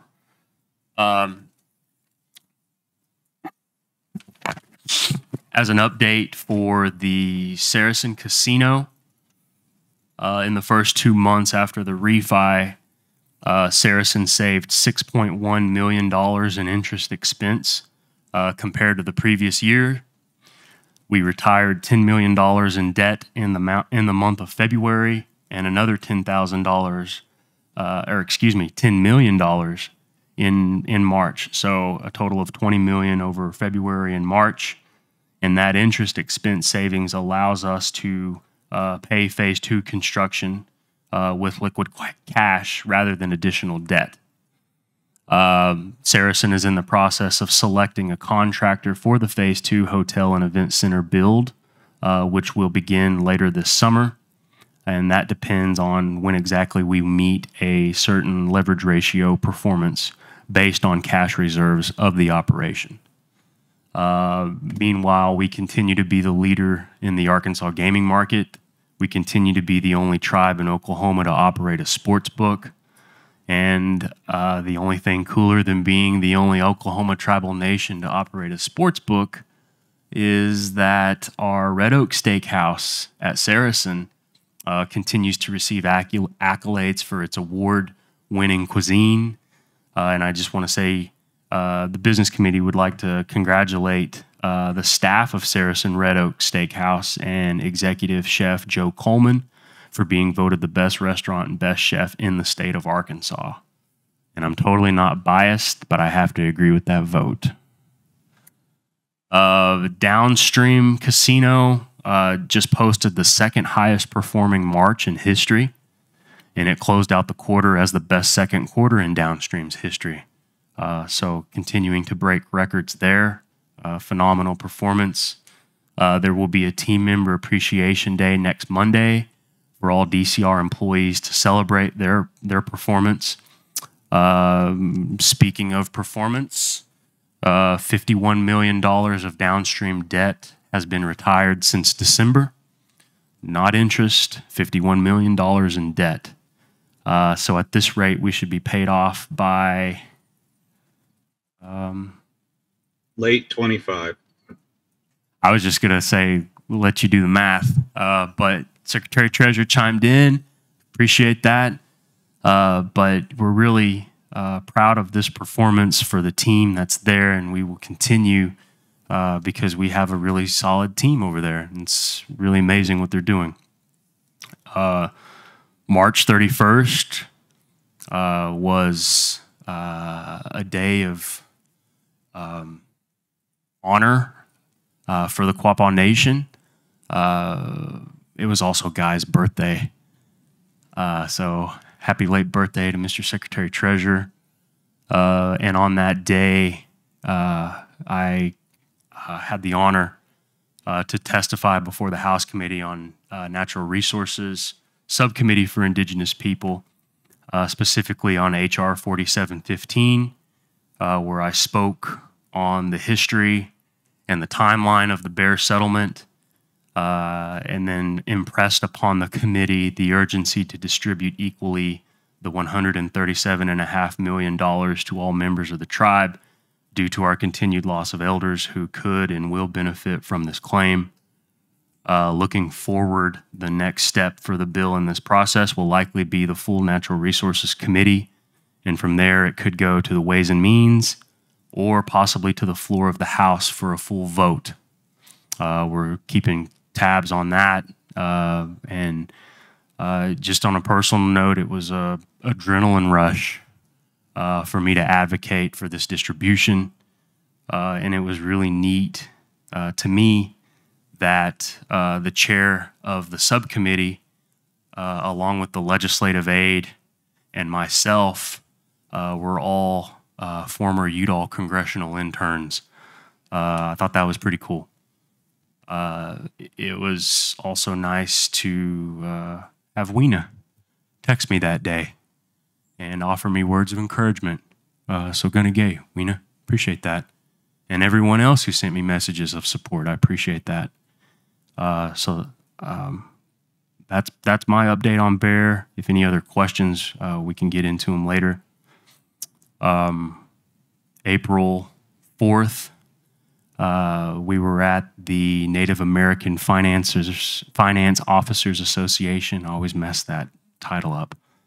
But it was the national conference held in Seattle, Washington, where we went to honor Secretary Treasurer's Executive of the Year Award. Out of all the tribal finance executives, out of all the tribal nations throughout Indian country, he was awarded with this Executive of the Year Award, which is a tremendous honor. And it was amazing to reflect and share not just his success, but also everything that Quapaw Nation has been successful with under the refinancing agreement. So it was great to celebrate that. Congratulations to him and his work on the refi. And it's going to be transformative for the Quapaw people. I this week met with the Dean of Oklahoma State University Veterinarian and Medical School. The Dean and one of his doctor associates toured our cattle operation. So we had Mitch Albright as well. And we discussed programs and partnership opportunities that would allow our herd managers to make better informed decisions driven by data and research that are all going to be provided back to us. You know, there's facilities at OSU and there's research labs that can better test our animals and to make put us in a position to make those informed decisions moving forward. So really interested in seeing what we could do with a potential partnership with Oklahoma State University. April 22nd is Earth Day, and I am a little late to getting this announcement to the press, but there will be a res cleanup. We are scheduled to meet at the Kahota Justice Center at 8 a.m. right there in the parking lot. Please come out, volunteer to help kind of clean up the side roads and maybe a little bit of the highway and, kind of demonstrate our stewardship of our, taking care of our reservation and our environment. There will be lunch provided. And we will also be doing a tree planting ceremony. Michelle Bowden has been very pivotal in searching out this tree. We had a couple of different options, but the timing of it, she's just been really making those efforts to ensure that we have what we need. So looking forward to working with her on that. So if there are any students needing volunteer hours for their scholarships, this is a great opportunity to get those hours in and help us clean up the environment as well. And on that same day, at the Quapaw Tribal Library, there is a ribbon skirt making class with Betty Getke from 9:30 a.m. to 3 p.m. Registration is required, and seats are filling up fast. So be sure to get in. And I think there's a number listed on the Facebook page. Patty Billings is heading that up. So yeah, don't hesitate, don't wait.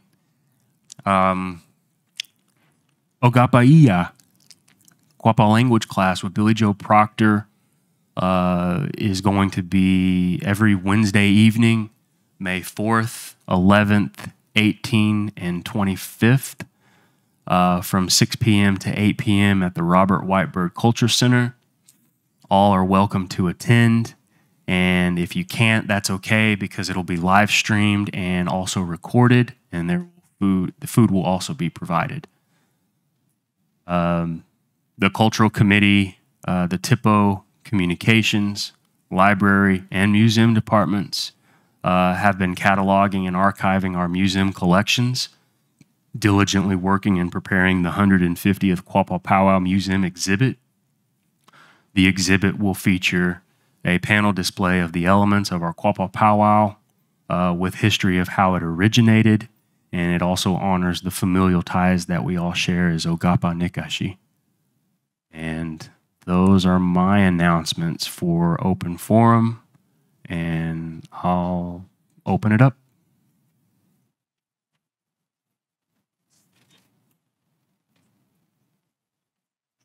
We, Mr. Rogers, have an elder who raised his hand, and we will honor that. I just have one question. How many Quapaw tribal members are working at Sarasat? One. Yeah.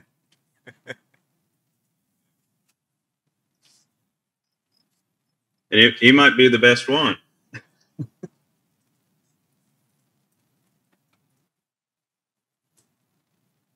No, We had some more, but they've transferred back to downstream.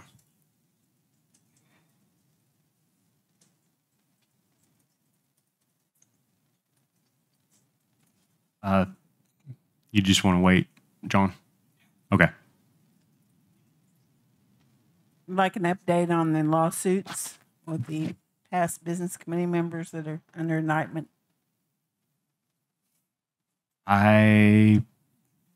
Does the court administrator have any type of update in that? Or is that, or maybe just anybody, Secretary Treasurer maybe? I spoke with the prosecutor the other day. They are still going through discovery. They're getting prepared for trial now. And I don't know that they have a firm trial date set. The tentative idea, what I believe, is going to be in the next 4 to 6 weeks.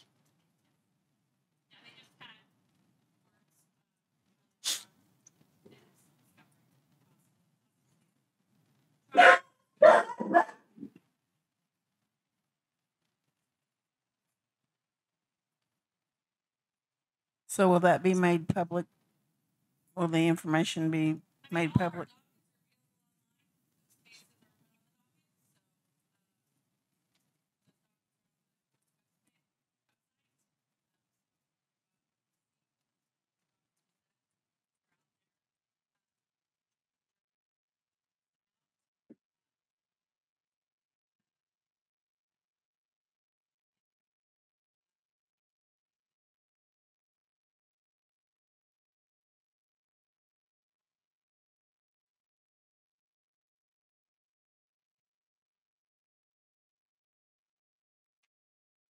Okay, thank you. So the question with those dockets made public, they are available on the court's website with dates too? Dates and times on those dockets. Thank you, Carissa.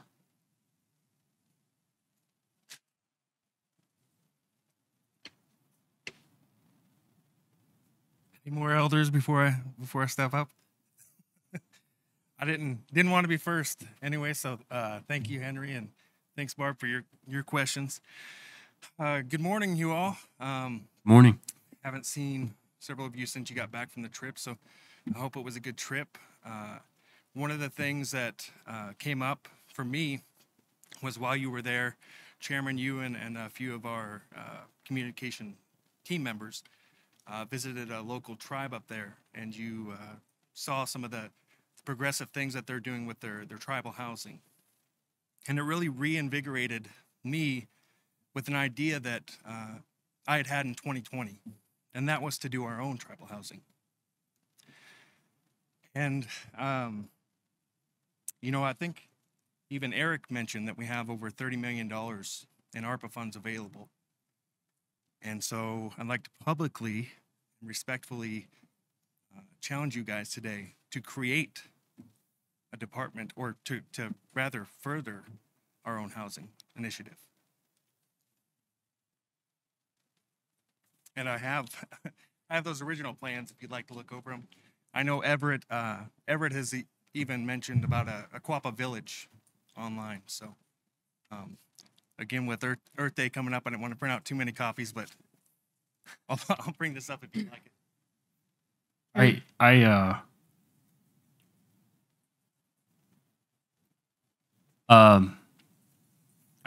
Johnny, I appreciate your comment.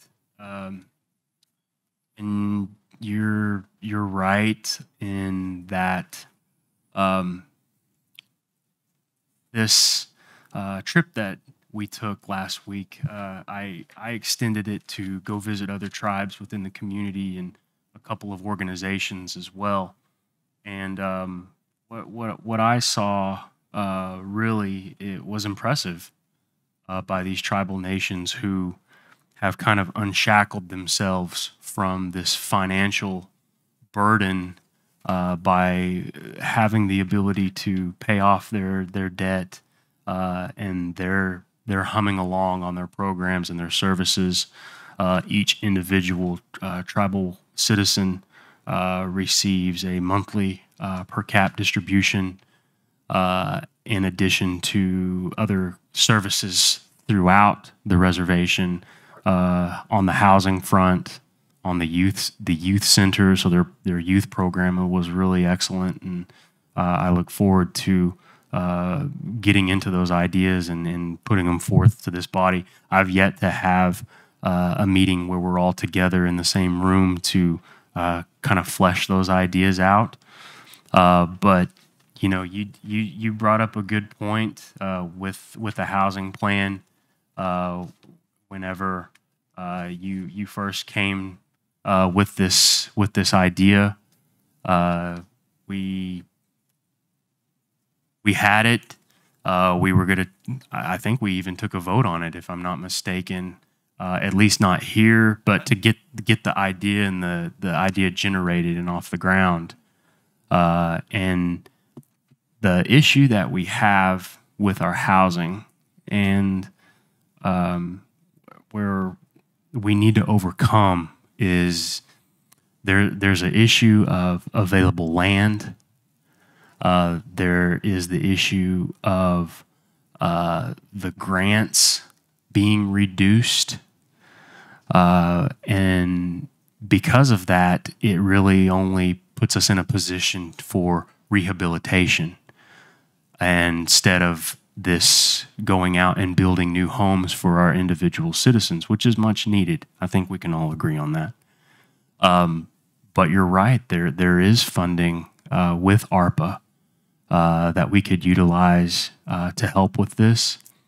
There are also inroads that we made with our bank and financial institutions for really inexpensive lines of credit with low interest, and maybe our Secretary Treasurer can speak more on that about those revolvers.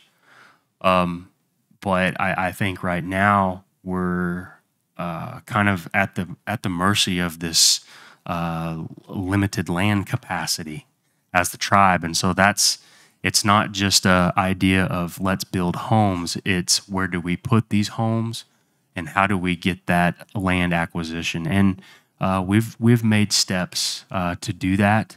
Admittedly, it doesn't move as fast as I would like, but I think we're turning a corner on that in working with our housing department.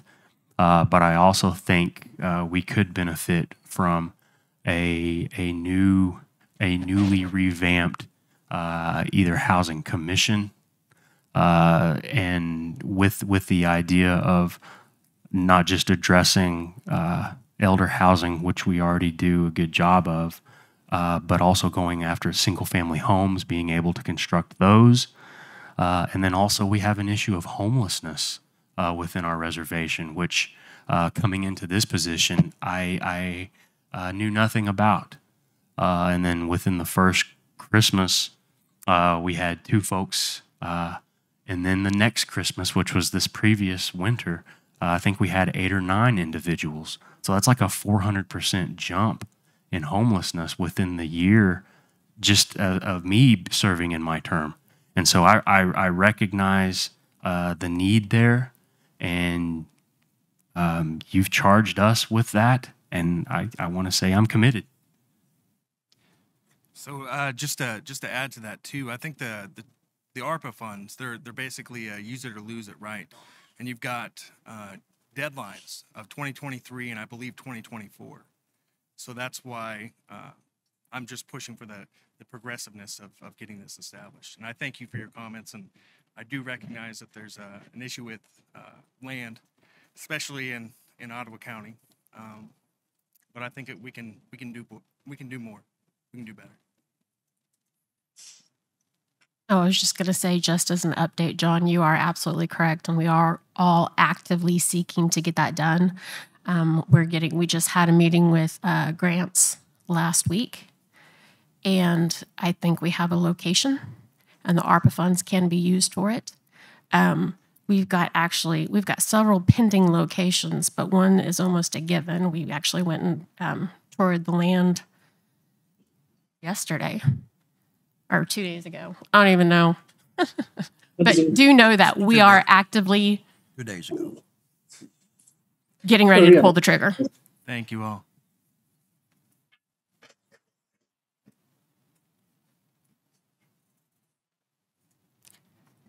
Morning.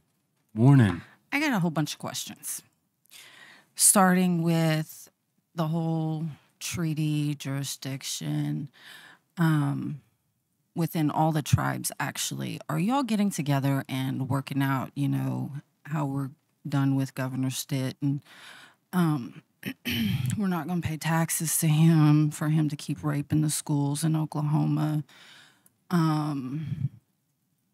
Where all the funding that the tribes have actually paid into the state of Oklahoma in taxes for certain things, you pay taxes if you don't live on tribal land, right? But that's treaty land. And you've been paying state taxes. I have a lot of questions. And GRDA, what are the tribal nations looking at doing to rectifying them trying to cost many people not being able to live with either electricity or water because their outrageousness going on and upping charges? I feel like if all these tribal nations are gathering their, that's the word I want.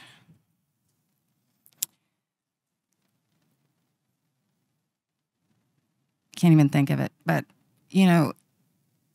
they're stepping up in so many ways, and to say that I'm proud of all our Indian people is an understatement in the steps that they're taking, especially with what's been going on up in Rapid. Like, they put a cease and desist on a hotel, and they're closed. It says temporarily, but we know they were told to pick up their stuff and vacate because they're on treaty land. And I think that's one of the most amazing things, and that had to be one of the most powerful moments for the Sioux Nation up there, to be able to even make that stand. And seeing how many Indians there are, Indian nations there are in the state of Oklahoma, how we are still the most despised race in this state. And I understand a lot of people may not realize that, but Indians are still hated amongst this state more than anybody else.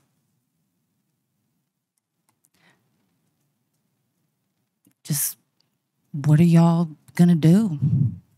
You're making all these plans, you're making laws, you're taking on past misjustices to our people. How are those going to rectify us in today's society?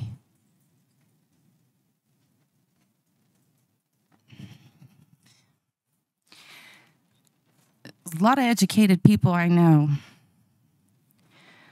but I keep seeing so many people having to use other people to think for them. Literally. Gonna go pay outside people to do some basic research, you know, a dictionary, a thesaurus, common sense.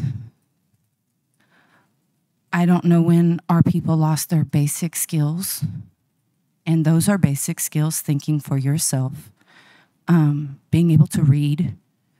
That's a very big thing, and reading with understanding and comprehension, because this is where we've become. And seeing how many people are trying to manipulate the government side of our tribe, our nation,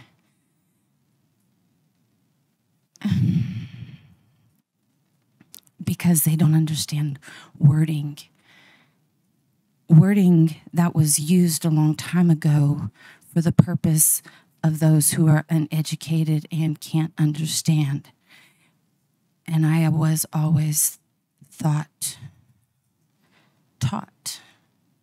to think and to read between the lines. And I don't know where, because in this country, we have so many laws and bylaws that contradict everything. It's comical to me to see so many people think that their voting rights is what's saving them and all this stuff, but it's not. They're not being active. They're not getting up and they're not getting involved. But the issues with, I like that housing idea. I've been all for that.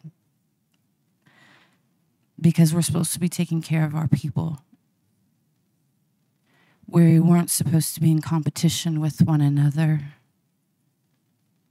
None of us were ever supposed to be in competition with one another. We were supposed to uplift one another and support one another to have a good life without all of the extras from colonization. But I don't know. I'm kind of lost. And with all these changes, I have a lot of questions because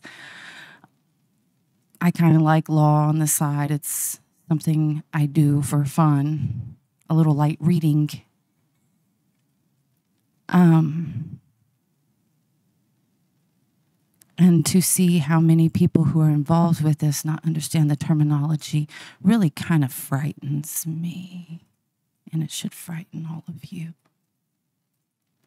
Because if you don't understand the words, you don't understand the definitions, and can't adequately make a decision, a wise decision, not just for yourself, but for others, it's kind of pointless being in that position.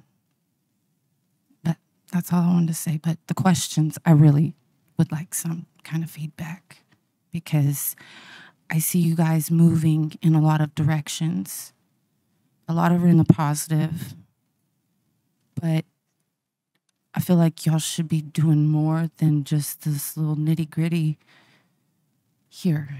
Like, if you guys are going to make a stance, are we a nation or are we just a club with members? Like, that's all.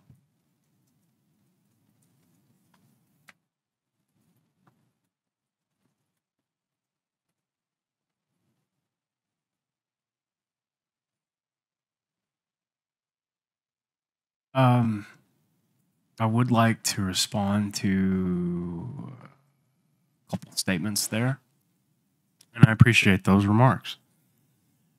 I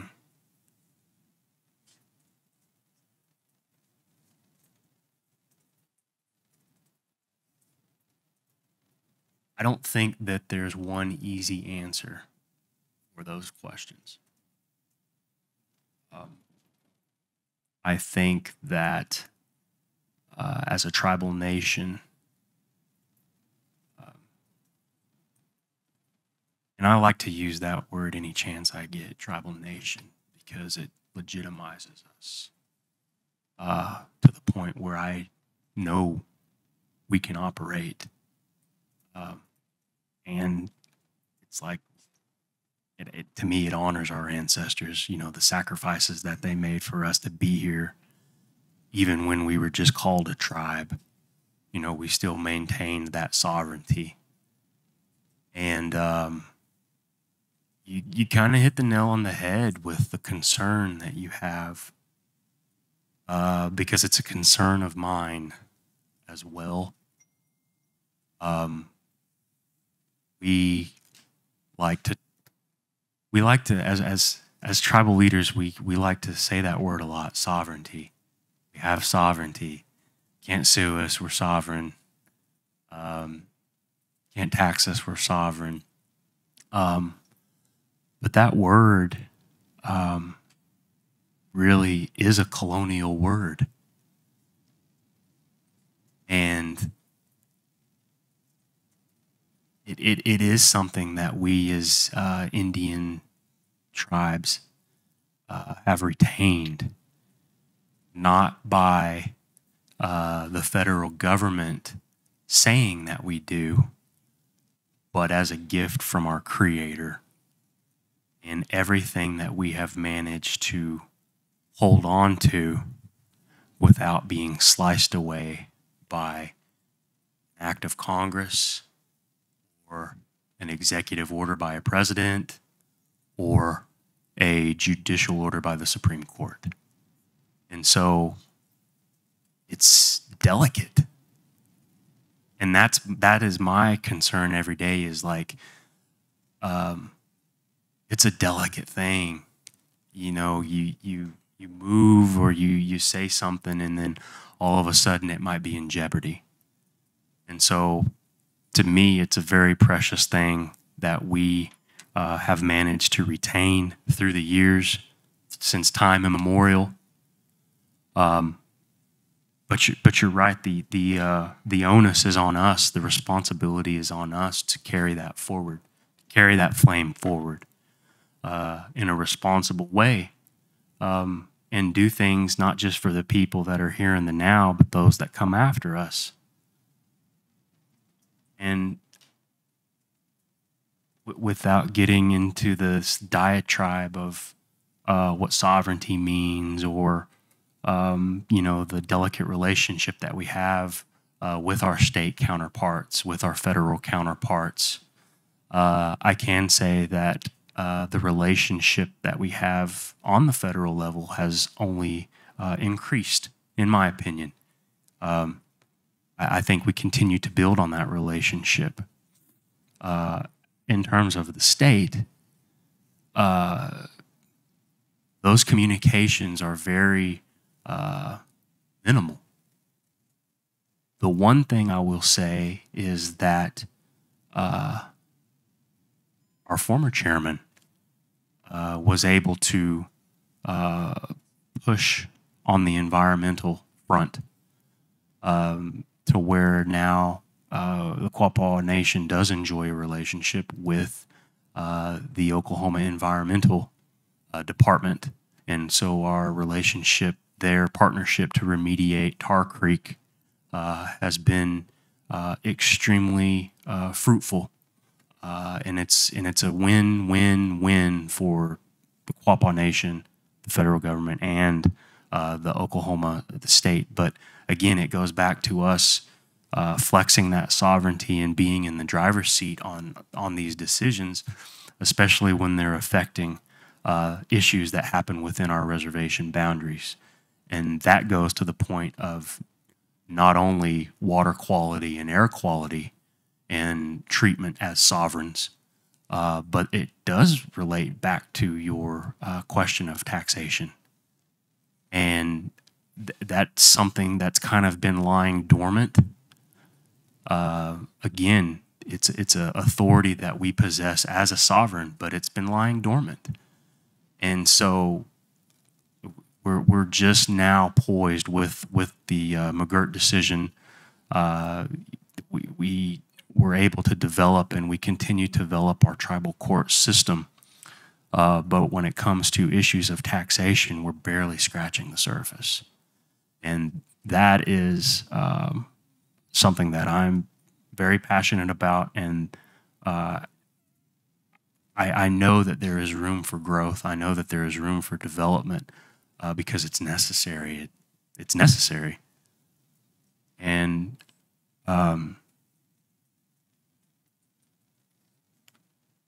those are the comments that I'll leave you with.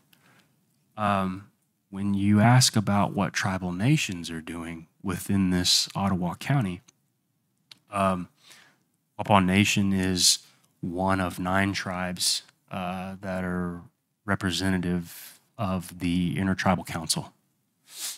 And we have meetings once a month. And I would highly encourage you to come to those meetings. It's usually the 3rd Wednesday. Starts at 9 o'clock right there at ITC. It's open to the public. And there you can get a better, larger view of what ITC as a whole is looking at to address the issues of schools and the money that we pay into the state. We're looking at issues to address our issues with GRDA and the flood levels and how it's affected residents within the Ottawa County, both tribal and non-tribal. And we're looking at ways to meet this issue of criminal jurisdiction in Ottawa County. We're having discussions and meetings to address that issue head on. And I would encourage you to attend that because I think it would be good for you to see that and to, like I said, it gives you a broader perspective of not just what Quapaw is doing, but everybody else in Ottawa County. I think it's this Wednesday. I'll follow up with you.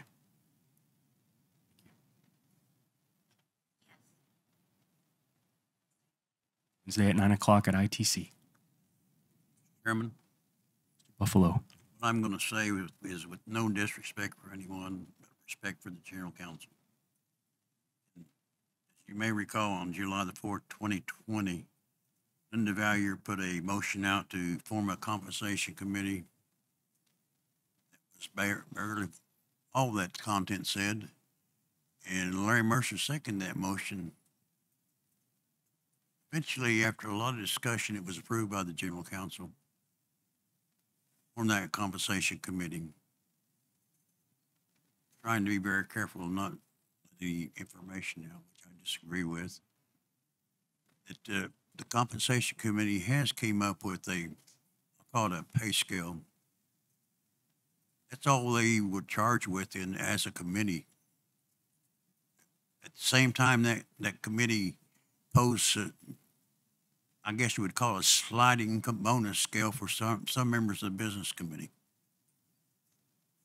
What they did with their pay scale, in my opinion, is that they disrespected this committee.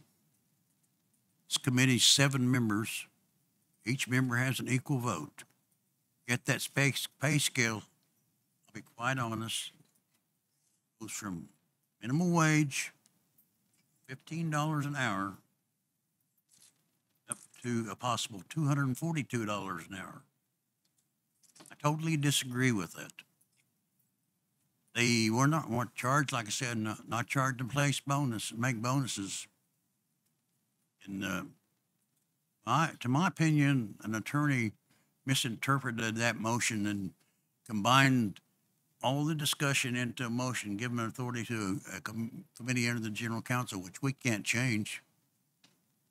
But as a business committee, we have a right to make a statement and an opinion. They even stated possibly on the phone conversation with them, all members heard it, they might retroactive some of the pay. I Disagree with that.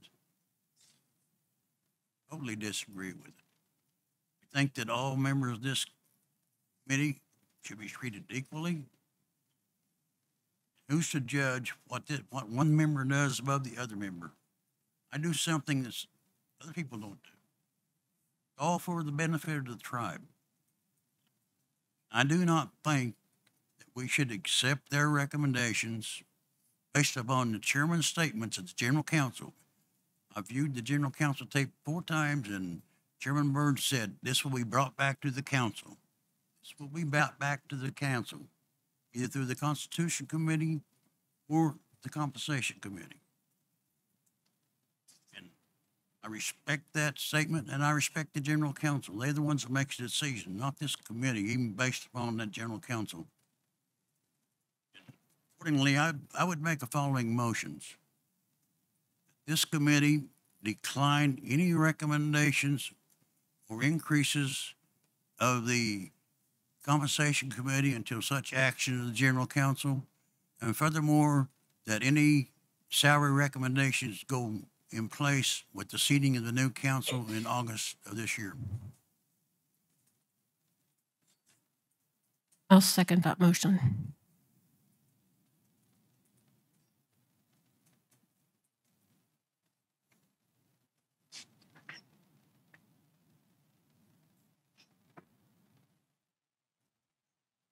Sir, motion's going to be made in open forum.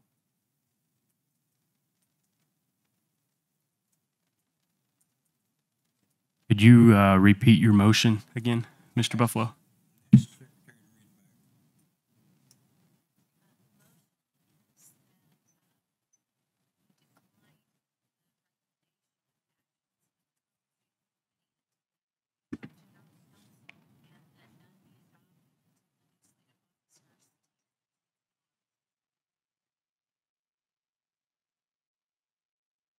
Wait.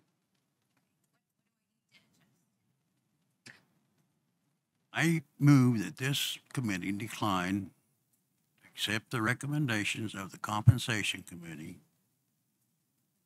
till such time as the General Council approve or disapprove the recommendation, and that this committee not take any of the recommendations and does not start until the new business committee is seated in August.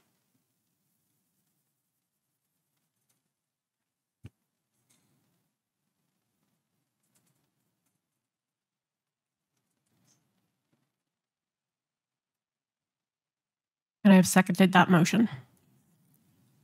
Claire? Call for the question. Have a motion by Mr. Buffalo and a second by Vice Chair. Any discussion?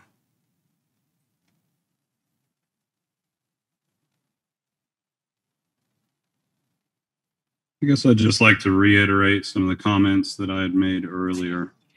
While I respect Mr. Buffalo's interpretation,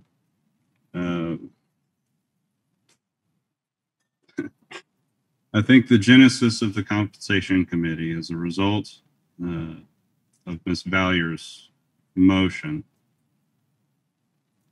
At its very core, its sole purpose was to create a compensation committee to determine reasonable compensation so that members of the business committee could not influence that committee, could not influence them with their opinions, could not influence them with their interpretation, could not regulate them or direct them, that they are an autonomous committee that answers only to the general counsel. I think it's very important to acknowledge the intent behind that resolution. While I see that there is some feelings of disrespect regarding the sliding scale of compensation for general members, however, I think it merits further information that the compensation scale, the sliding scale that was proposed, is one that compensation were to increase were a committee member to elect to work in a full-time capacity as a committee member, meaning that they would receive full compensation that they do currently, in that they elect to work 40 hours a week for the tribe. Now, it is not my place to opine my opinions about the decision made by the compensation committee. But I do think it mischaracterizes the recommendation by saying that they're going to reduce pay or compensation for general members of this committee to minimum wage.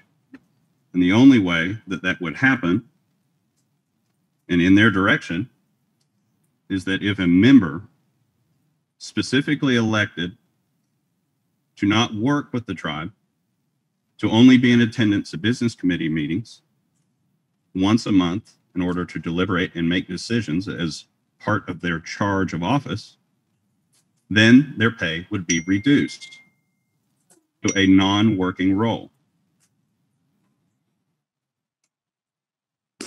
My personal feelings are that they meant absolutely no disrespect, but more importantly, my opinions, and frankly, the opinions of this committee, are wholly irrelevant. This is not a subcommittee at the direction of the business committee. The compensation committee is answerable to one body, the general counsel, which is the same power that created the business committee. Mr. Chairman, if I might, listen to my conversation very closely. I did not say anything against the compensation committee. I requested that this committee, we have this right to decline any change until approved by the general counsel, such time as a new committee is seated. I said I respect the compensation committee. I respect the general counsel too. Respect what the chairman said. He is the one that stated in general counsel it would come back to the general counsel for approval, either through the Constitution Committee or through the compensation committee. That was simply, I respect the compensation committee, but the general counsel makes a decision. And they want to enact it now, is my understanding from the phone conversation. And I simply want to wait on the general counsel's decision. That's the general counsel's right. It's not our right. We shouldn't even change any income on this committee until such action and approval by the general counsel. That was the only statements I made. You did say we were disrespected. Said it appeared to be disrespected certain members. Based on the sliding scale that was presented, just for clarification. Just for clarification, you said the BC was disrespected. Is that correct, Ann? Well, I said that, but it's on that sliding scale.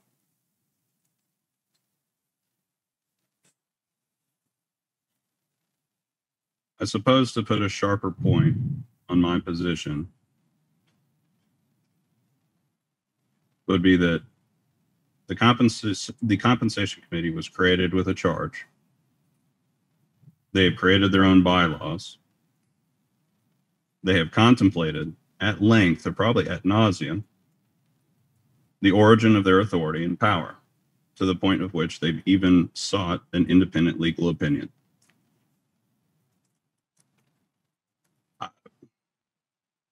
I just don't see how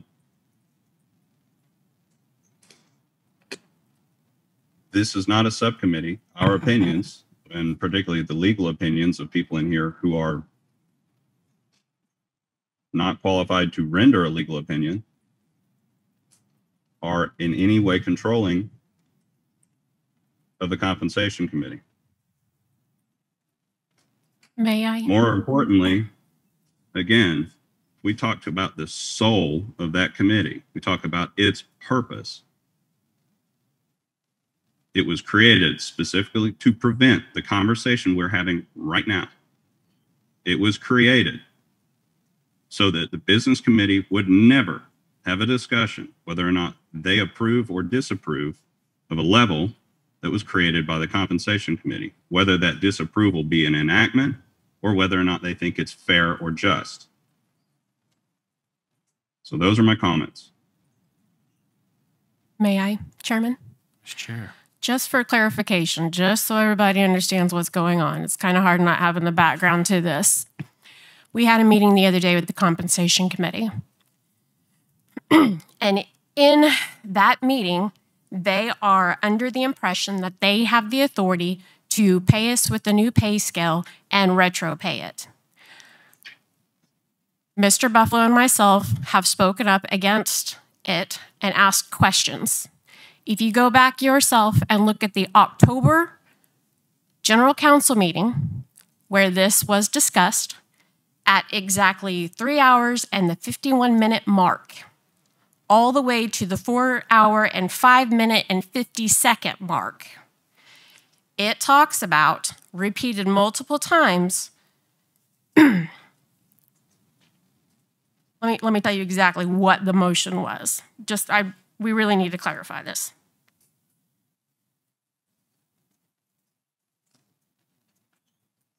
The motion was this, that we have a small committee of tribal members who will do the research and come up with reasonable amounts that's equitable for the salaries for the business committee. Within that discussion, it was emphasized that it was to come up with just the amounts.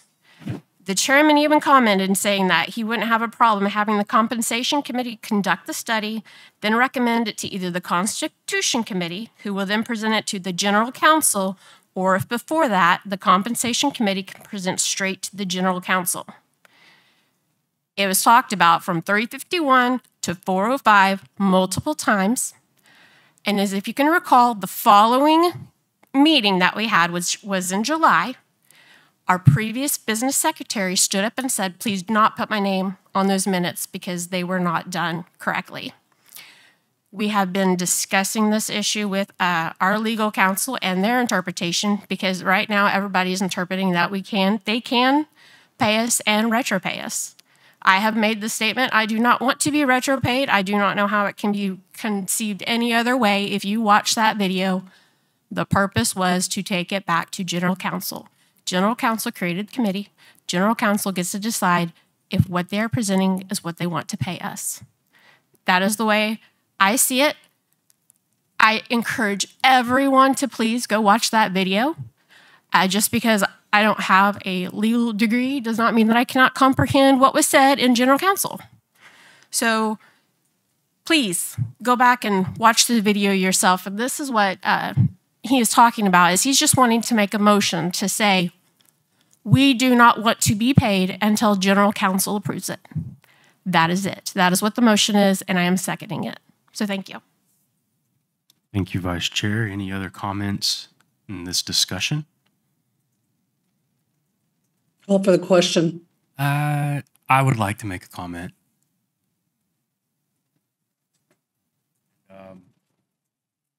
This is in no disrespect to you, Mr. Buffalo, but I think your motion is premature.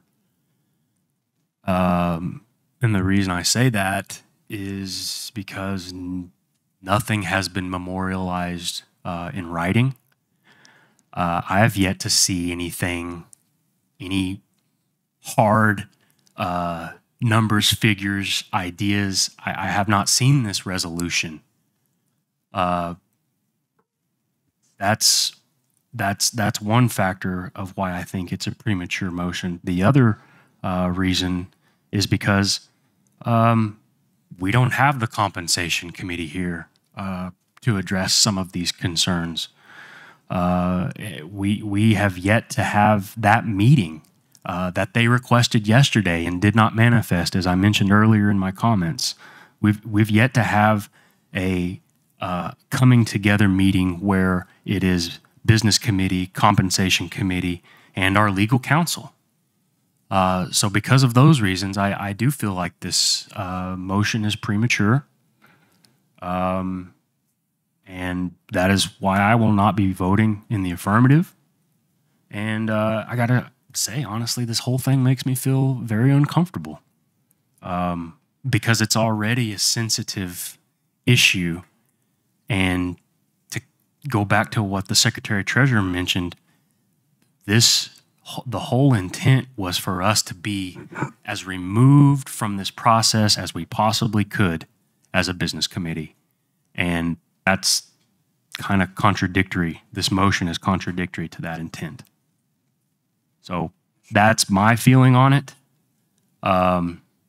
And that's the reason why I'll be voting the way that I do today. Mr. Chairman, I don't believe my motion is contradictory. I heard the secretary say they were not supposed to meet and work with the compensation committee, and then I hear they're going to meet with the compensation committee. I agree. I got no problem with that. Also know that in the phone conversation with the compensation committee, I think all committee members will remember this, they said they were considering making it retroactive. I do not think my motion is premature with that comment from the compensation committee. All I'm asking is that this committee wait till the general counsel approves or disapproves. The general counsel has the right to disapprove also. And that any increase doesn't occur until the new committee's seated. Only looking at a month and a half or a month. What difference does that make? Because wait on the general counsel to make a decision. That's the reason I don't think it's premature. I respectfully disagree.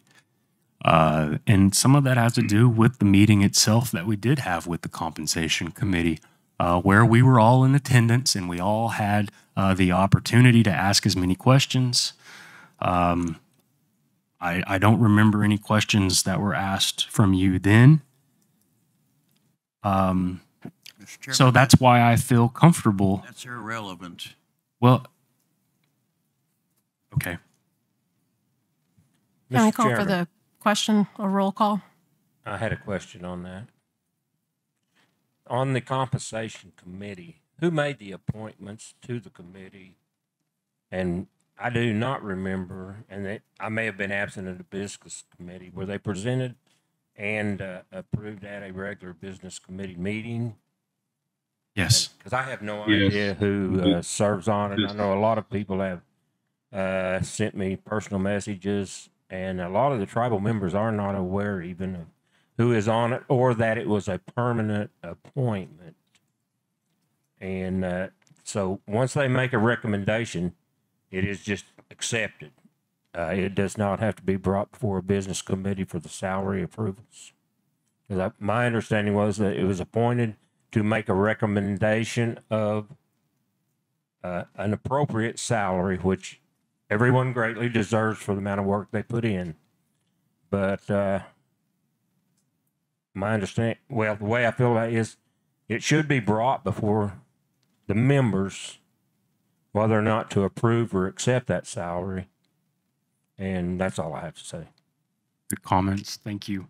The membership of the committee is in no particular order. Mr. Rodney Spriggs, Mr. Derek Jennings, and Dr. Alan Kaufman. And those were all brought before and voted on within this body, within this forum. December of 2020. Mr. Chairman. Yes, Ms. Newton. May I ask why we never you were never replaced the two members, the one that was deceased and the other one that we just was never a no call, no show, why it was never replaced? Within I don't have an answer other than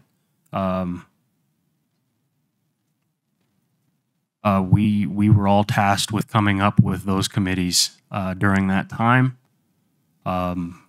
So if you're asking me why they were not, it's really a question for the entire BC. Yeah. I guess I'm just absolutely confused on why we even haven't, that we've had a meeting with them, that anything was brought before the BC. I was always under the understanding from our last general counsel that the meeting, the decision that they come up with would be presented to the general counsel, the next general counsel, to be voted on, discussed and voted on. And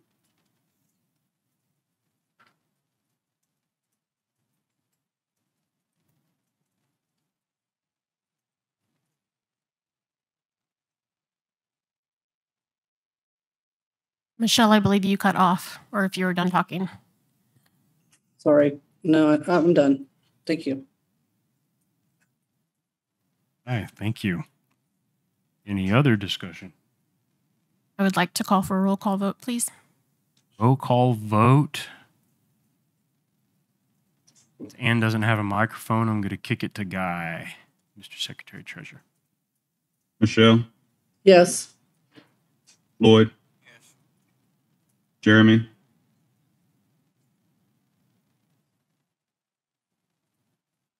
Jeremy,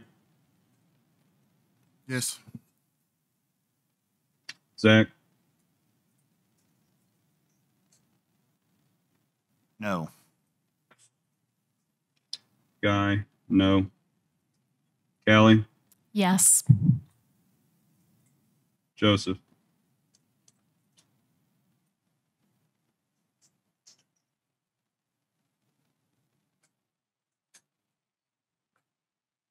Abstain.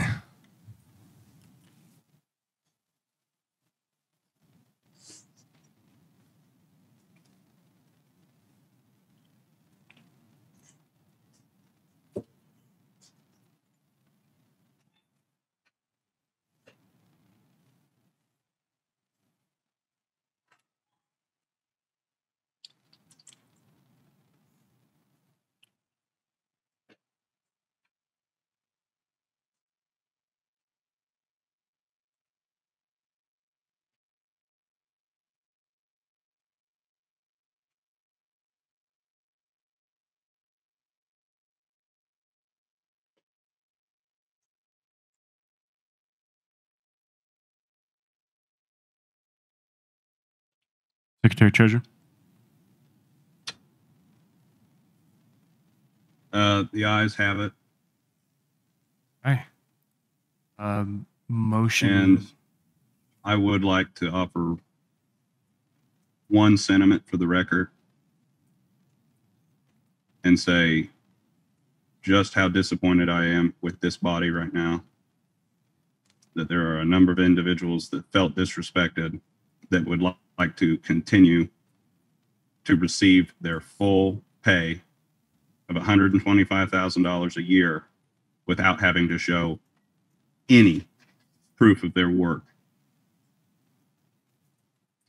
without having to comply with the will of the general counsel as well as the compensation committee.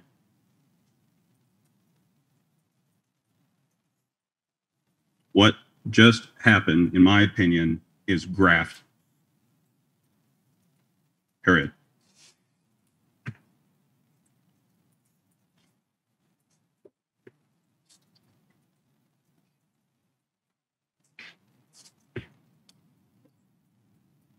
Anybody else?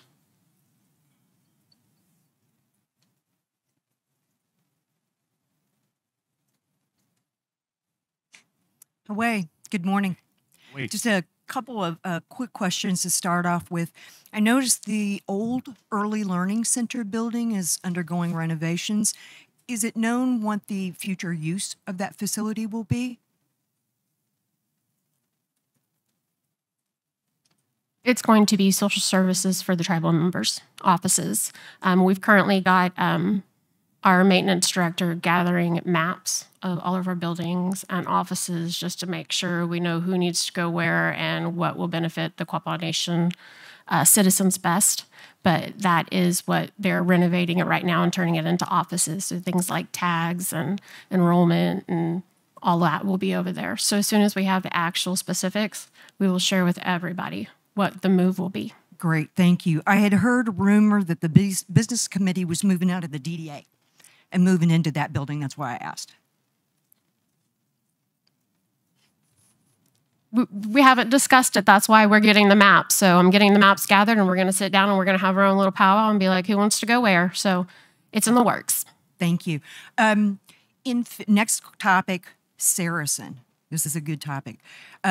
February, we got a really good update talking about an online gaming app would be rolled out in time for March Madness. What I was curious about was, well, we're done with March Madness. It's really cool and all that stuff.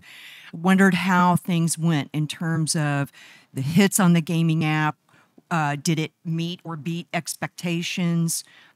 Just the popularity? How did the app rollout occur? Because it's pretty exciting stuff. Unfortunately, it didn't in time to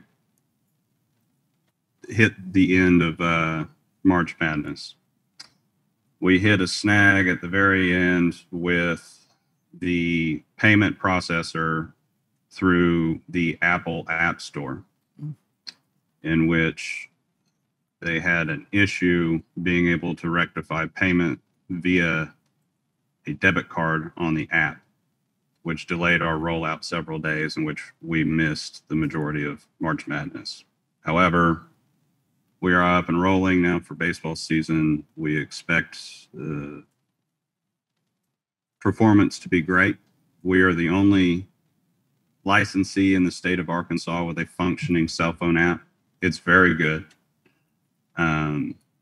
Our nearest competitor, which would be Southland in West Memphis, has a mobile betting platform, and it is exclusively on web browser for a PC or laptop. It has had numerous functionality issues. This was something that we wanted to avoid and make sure that we had a polished product to hit the market with. With the issues we had on the payment processing, we felt it prudent to delay its release a couple of days in order to not fall into that same issue. And it is our belief that we will be the industry leader for the state for at least the better part of a year to come. Geographically, our closest competitor, Oaklawn in Hot Springs, Arkansas, has made the comment that they are at least 10 to 14 months away from having a mobile platform. The vendor that they were using, Twin Spires, was purchased within a corporate acquisition, and part of their platform, as well as other providers, was dissolved by that company within their acquisition of Twin Spires. So they're back to square one. So not the greatest news, but we're still very confident and very happy with where we are in terms of our position in the market. Thank you. Did I understand that correctly, that the app has indeed rolled out, past tense? I believe we were out this past week. Okay. Bet Saracen. Bet Saracen is the name. Okay, but I bet I can't use it in the state of Oklahoma. I'd have to drive a couple, okay. It's worth the trip. Next question, it really has to do with, there was a really good discussion on phone polls last month. Member Buffalo, I know you asked a number of questions, and so it, and a lot of that discussion was around the volume of phone polls, and it seemed like there was general agreement that the volume should go down, yet we're looking at today's agenda, and the volume is quite tremendous. Any ideas about why that volume has increased so much and whether that trend will continue? I will opine and say that there is a lot of business that occurs that needs to be immediately dealt with or responded to, and that the lag time between monthly BC meetings continues to be a challenge. It does, and we've even considered having an additional meeting per month, maybe on a weekday or something like that, to address and to increase that transparency and to move more efficiently. But I think that you're going to continue to see those large volumes, and gets down into the granular, like some of these quotes that we had for these heavy machinery, those quotes only stay relevant for so long before they change. And the changing tide of some of the things that we do, our purchases, those types of things. Those are my comments for that they will likely not decrease unless we come up with some other form to have a meeting to address those, like in between days. Thank you. Still on phone polls, and it's to one of the points that you raised. When I looked at the phone polls that were posted on the tribal website for the month of March, you can see when the new system is starting to kick in. Okay, good. Question, I can't tell who voted yes, who voted no, who abstained. I also don't see a date, and I'm wondering if it's just the view of the form that's posted. I know you guys can see all that, but just to bring awareness that if you get on the tribal website, I can't see who abstained or who failed to respond by the deadline or what the deadline was. There's no date on there. So if I'm looking at a print, there's no way I'd be able to tell a phone poll conducted in March versus any other month of any other year. I know it's in the system, but can that view be made available so that we can see the date and how respective business committee members voted? Yeah, I think that should be clarified. It's new. I mean, we just started seeing the new form Sure. like sometime whenever they were last posted. So this is all really new. But that's why the The- feedback, I think, is important. Timely feedback. If I may, we actually just created that one-page form here recently, just a number of days ago, that would contain all the information that you're asking. So it would have individual roll call vote results, as well as it'll be date and time stamped as well. That's perfect. Thank you. Next question. So the good news is on 331, the subcommittee hearing for indigenous peoples took place. Chairman Byrd, you testified in that hearing. I think it went really well. I'm so glad that that was available. And for others who might not have had an opportunity to see the video, please do so. I think you'll be really, really happy with the way that came out. I know that you provided a good update about what the key next steps were. One question is really regarding the markup. My understanding is that on 331, that was a legislative hearing, and that there's some other sort of, I don't know what to call it, a hearing, but there's some sort of a markup session that would still occur within the subcommittee before it actually gets out of that subcommittee. I just didn't know if that had been scheduled or if my understanding was accurate. And to piggyback off that question, I don't even know if we participate in that session. I don't know that answer. We do not. We do not.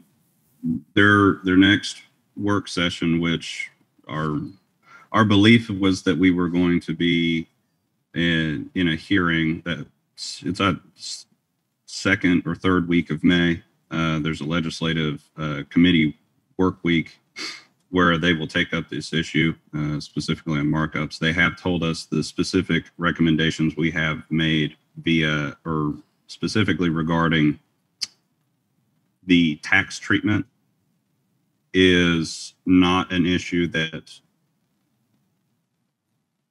Natural Resources has decided to pick up. And it's an issue that they will have to punt over to Ways and Means in order to have that language incorporated in order for the bill to make it to the floor with the included tax exclusion as well. So it's added a layer of complication, but we're very optimistic that we can be able to kind of push both of those issues through simultaneously and hopefully not have to do one after the other. I really appreciate that explanation because I know that it's been mentioned in the past, but it never really sunk in, at least for me, to understand. I kept asking about when are the language changes going to be reflected? When are the language, like a broken record, right? Because I want to see the language changes reflected. But then I got the explanation about just a little bit about this markup process. So the explanation is really helpful. It's not just a matter of going through parliamentarian review the way it did the first time around. You have to do it as a work byproduct of the way the committees and the subcommittees operate. So is that have I kind of got it? It is a very layered process. Fair enough. Fair enough. So, Chairman Byrd, earlier today, when regarding the Bear Authorization Bill, you used my favorite word, equal. Okay, so I'm just going to make a couple of statements, and I'm making the statements in the genuine thought of hopefully giving people a little bit of peace in their hearts and in their minds. The rumors continue to circulate that somehow equal is only equal for some people, right? The rumor is going to continue to circulate, and that might be the case until check in hand, right? So I was hoping that you could talk a little bit about, again, what does equal really mean? Is it equal for everybody on the roll as of September 27, 2019? Or is it more equal for others than others, for some versus others? And therefore, what would that projected amount be? And I know there's no way to state that number because unfortunately the denominator keeps changing, meaning the number of living tribal members as of that date. But anything that you can say to help alleviate, again, minds, hearts, given confidence. Equal every tribal member before September 27th, 2019. That's living. So if you assume and I know this number is not entirely accurate, unfortunately it keeps declining on us, but if you assume there are 5,290 enrolled members as of that date, it will come out to be just shy of $26,000. Is that correct? I'd have to check. I think it's 25,960, but anyway. I'll take your word for that. Okay. Yes. Got to ask the question multiple ways, right? Yeah. Then we can get at the truth. Can I see again? What is it again? Just so I have. 25,960. I think that's right. Assuming 5,290 tribal members and no expenses off the top to cut the checks. That's based on the full $137.5 million. Okay. I think this one question, the statement was made by CFO Boone that there was about that $32 million remaining of ARPA funds, and it might be a difficult question to answer today, but is there a plan on how to fully utilize those funds by whatever that termination date is when they kind of expire? And is that plan something that could be shared maybe in next month's meeting? Today is good too.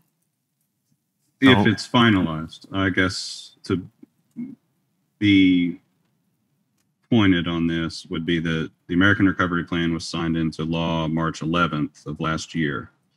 We requested funds and received funding within about 2 weeks with interim guidelines specifically saying that if we were to do anything that did not comport with the final guidelines, that money would have to be returned to Treasury. They also promised us that Danielle Yellen, as well as Treasury, would provide not only tribes, but states, municipalities, counties, final guidelines within the next 6 weeks or 60 days. We did not receive those until February of the following year. We've had them in our hands now for about a month under review, and we're fully assessing all of our options in order to have a fully fleshed out plan so that we can utilize every cent of this. I hope that provides some clarification, but it should be incumbent. Okay. I was just hoping, because I know a number of people have asked the question, knowing full well that these additional funds would become available, and therefore how will they be utilized given those parameters and guidelines? So that'll be, I think everybody would be very interested to hear that. So I know none of us want to leave any opportunity or funding, left under or not utilized at all. Okay. I'll mention some big pie in the sky, and it's yet to be drilled down into the specifics, but we talked about a housing plan, both to address the lack of availability for single family folks, not elders, but single family that are adults, and that issue is only going to increase with inflation, with cost of materials, and just these barriers to home ownership within our Indian communities continue to just rise. And so I am very passionate about looking at ways to bring those barriers back down, attainable, whether it's having our own fund where we help with the deposits of a mortgage, or we work hand in hand with mortgage companies. I wish we had our own bank. That would be great. But some of the other things, after school programming within our tribal communities was talked about. The kiddos who get out of school before their parents get home from work, we need to fill their minds with better things to do than just leaving them to their own devices.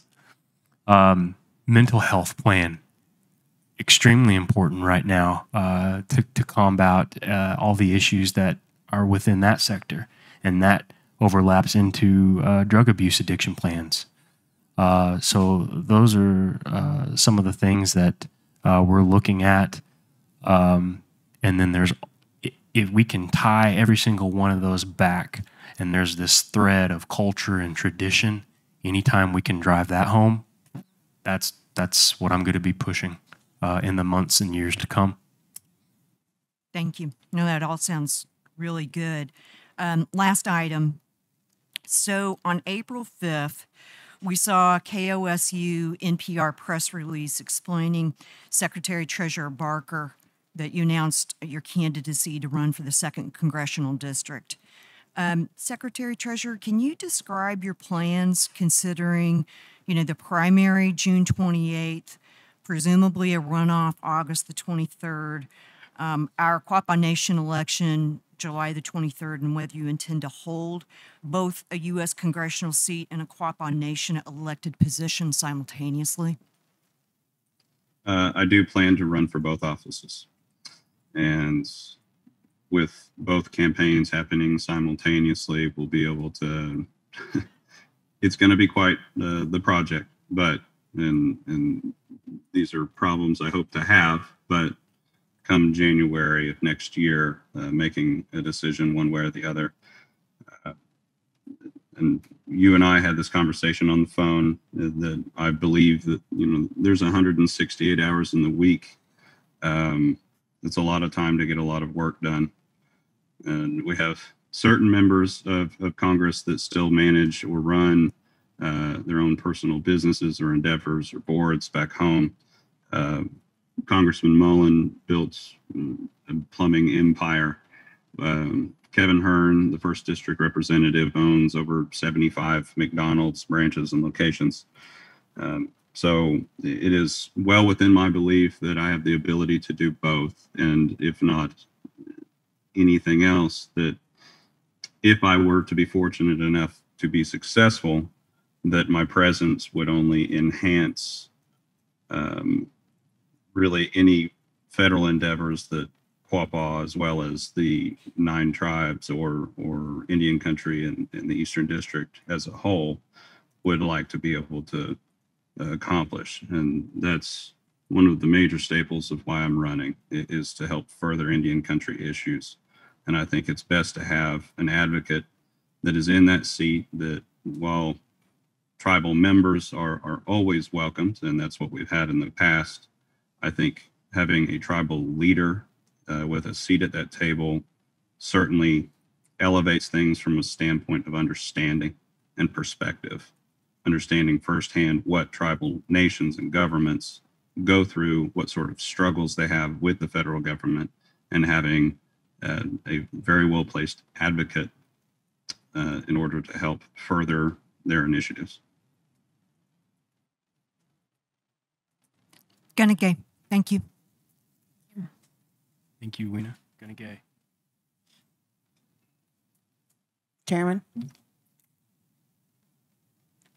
I'd like to bring up something that's mostly historic, but sitting here listening to some of the issues that have been discussed today, this could only benefit futurely in the future the tribe monetarily.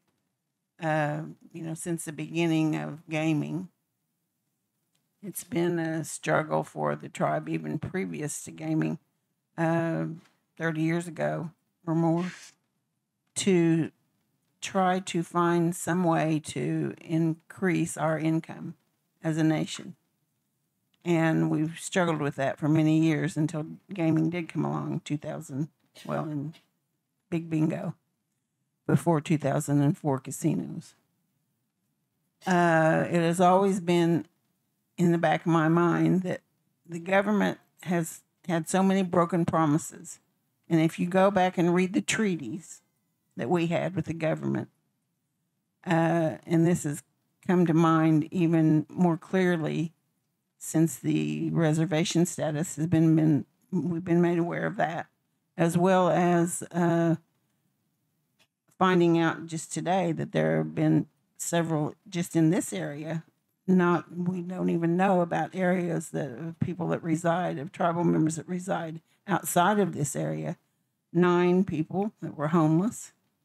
You've talked about homes, you've talked about other issues. But in the past, some of the business committees were not progressive.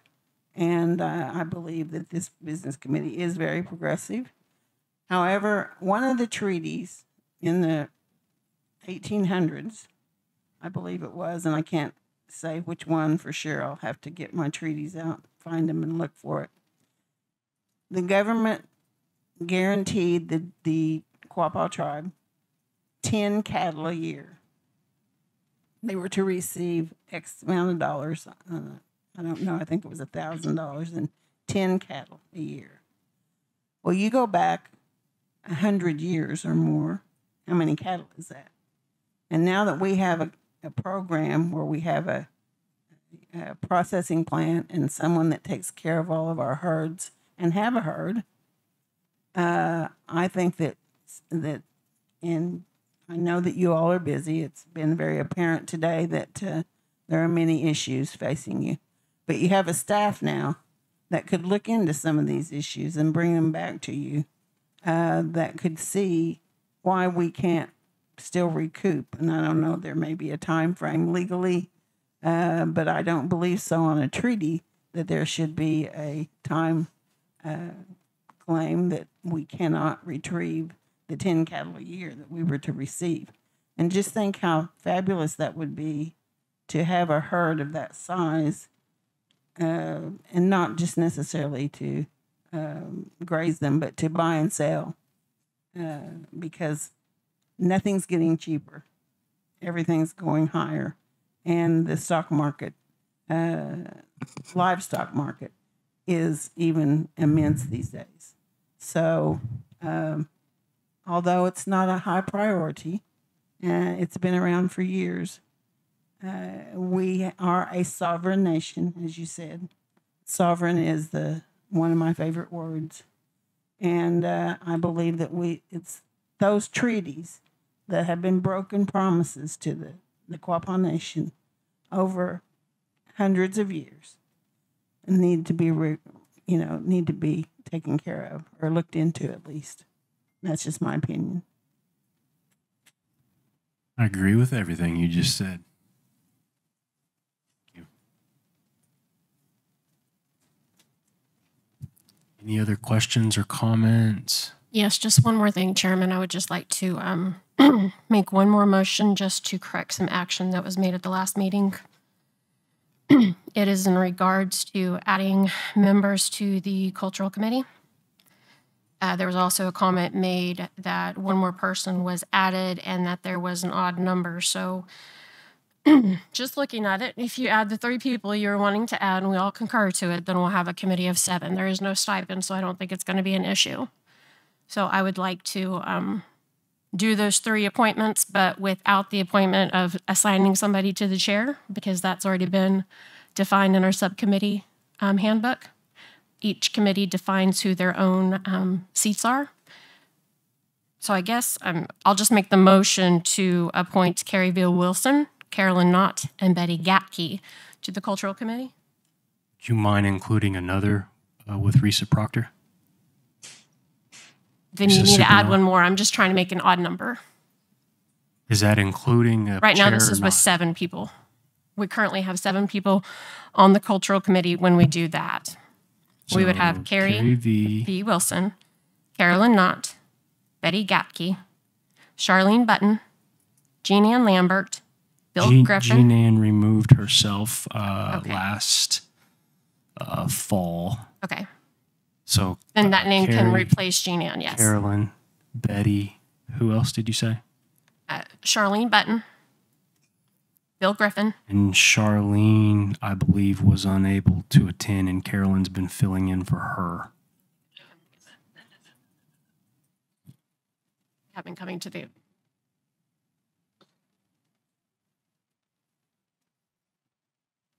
Okay. and then Russ Garber. And I don't think Russ is on anymore either. So that's Carrie, Carolyn, Betty, Charlene, Bill Griffin. and Bill Griffin.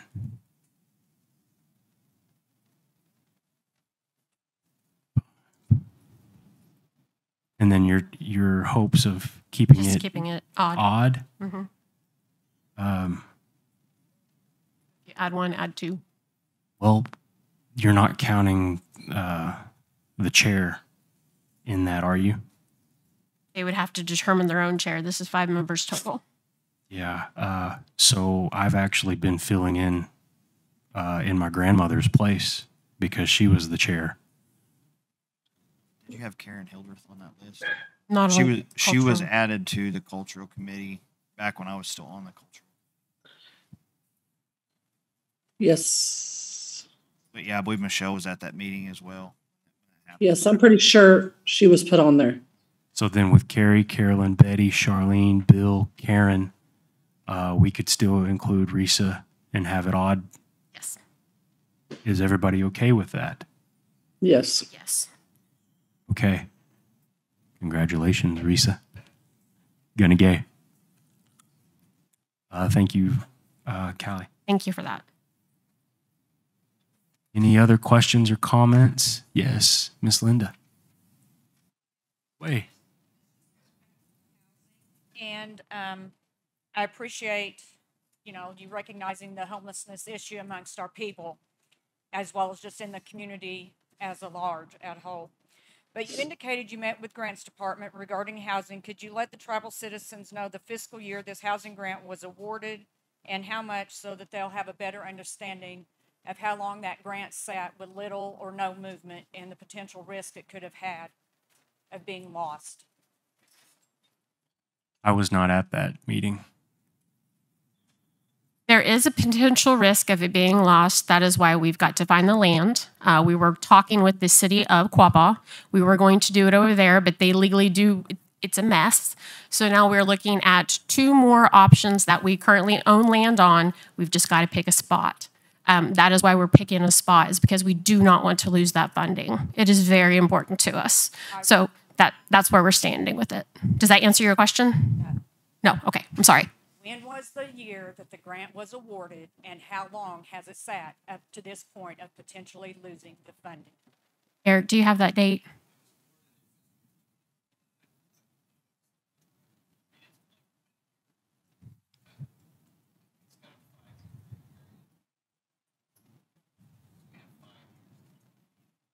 Okay, so he said we've got 5 years to complete it. It's been sitting there for a year, and we got it in 2021. And how much? Can you give the amounts? 2.3 million. Thank you. Okay. Thank you.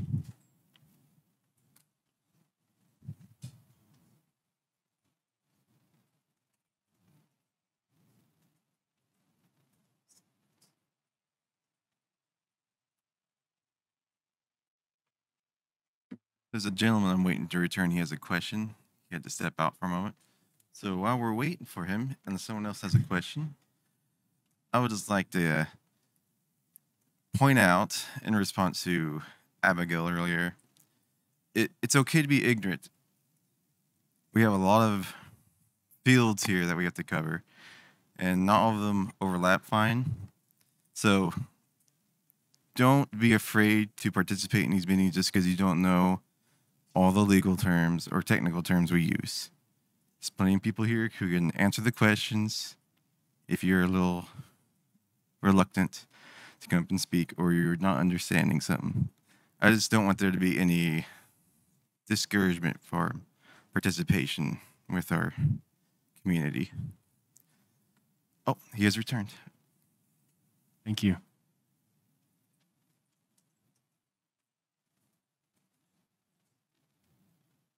I'm Charles Red Eagle. And years back, I asked the General Council to vote me, Charles Red Eagle, and my son, Chris Red Eagle, up our tribe. And put us on the rolls again. They voted at that time, on my name was up there, Charles Red Eagle, and they put me back on it, but they never did put my son back on the road. And to this day, he still can't get back. When the General Council voted to approve it, so I don't understand what's going on. Doesn't make sense to me. I just want to let you know what's going on. He's still trying, but Appreciate your question there, Mr. Red Eagle, and thank you for asking and coming before this body. Based on the transcript of the General Council in which you speak of that year, it was further reviewed by our enrollment committee. Yes, Mr. Chairman. So I would prefer Mr. Buffalo if he could talk more on that. Your son applied to the business committee here, which is months ago. And he was denied after the 2016 General Council meeting by the then clerk, enrollment clerk.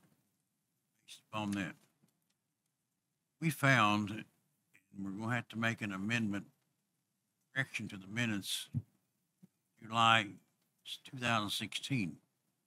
Viewed the tapes. No, I say we, it was an enrollment clerk and the tribal assistant administrator downstream. And at that time, they voted no. He didn't have enough percentage votes to get back in. Chairman Barry at that time indicated that was not voted back in. Sent all this. We sent quite a lengthy thing to him. And erroneously, he was put back on the roll. The enrollment committee did not have the authority to overrule the General Council vote. Therefore, we sent all that information back to him and told him that he could request to be on the General Council agenda this year for another vote. Fortunately, like I said, we can't change the vote of the General Council. That's the problem right there. He was 18 years old when he was disenrolled. And the Roman says that you can't be back re-enrolled if you're disenrolled at 18. Children below that age can be re-enrolled. Since he was 18, he has to go to the general council. We probably sent him, I would say 25 or 30 30 pages timeline of what happened. Recommended that he go to the general council this year. Request to be on the agenda. In fact, I think Ann probably got talked to him this week, and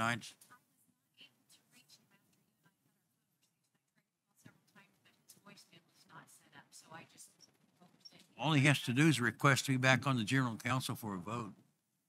It's the only way he can be re-enrolled by general council.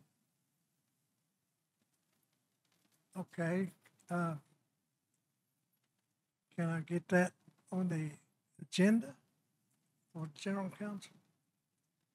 That was why Ann, the secretary over there, was trying to get a hold of him to advise him to request to be on the agenda of general council.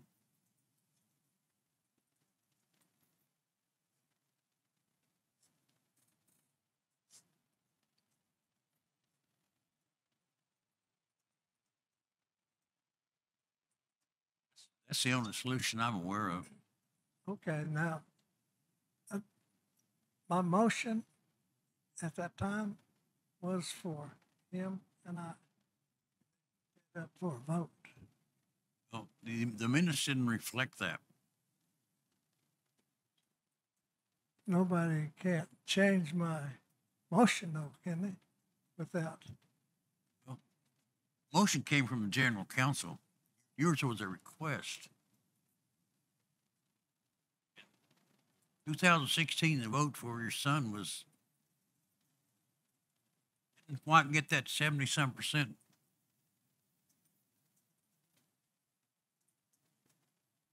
Like I said a while ago, that's the only solution. what I don't understand though is why we weren't voted on at that time. Minutes were sent to him, that section of the minutes reflecting the vote. He has that information. All right, well, Request to be on the agenda for consideration. all right, just, I've been requested to be on it again, huh? You won't have to, he will. In fact, I think you requested him for him just a while ago.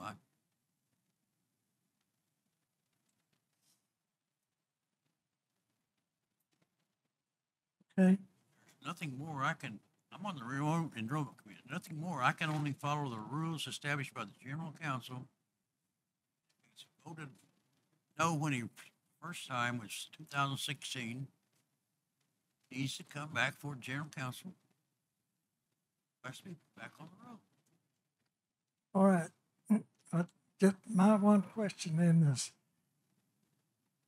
my motion was for us two to be voted on. So who changed my motion? At a request, the general council made the motion whether to accept or not. Okay. I don't know. I don't know that it was changed, so I can't answer that question. All right, my motion then was just a question then. Huh?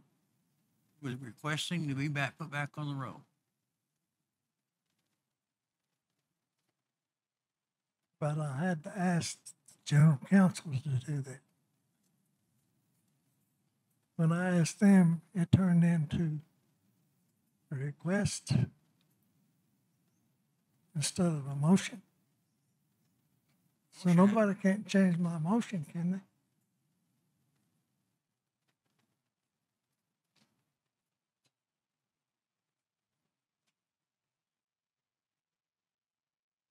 It's based upon what's in the minutes. I haven't saw the video. wish I could be more direct in what I'm saying. Send a letter to your son with 25 pages of documentation. Advising he could come. And he could go over to the general counsel. The next general counsel. About as clear as I can be.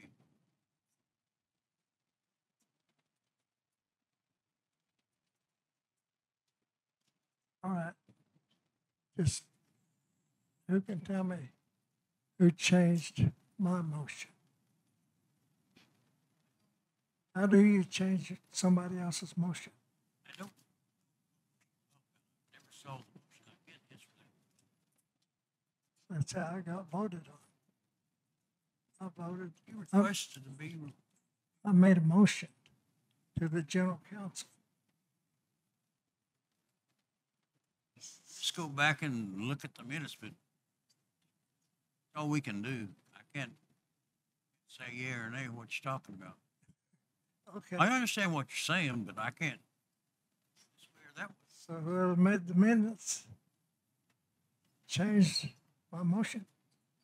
It is possible. I'm going to look into it myself. I'm going to watch the video and look at the meeting minutes myself because I'm curious.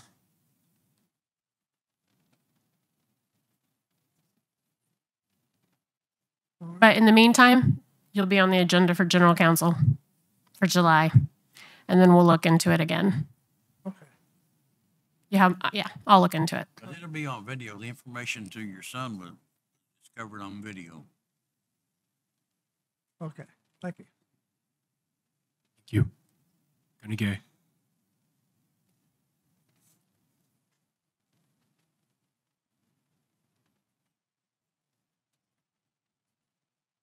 Anybody else? Any other comments?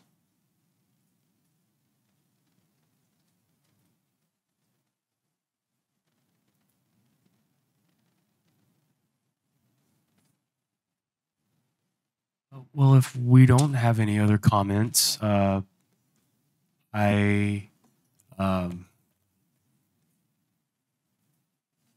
would like to thank the maintenance department for getting our grounds ready, for cleaning up around the grounds to make it ready for this Easter egg hunt that we are fixing to have.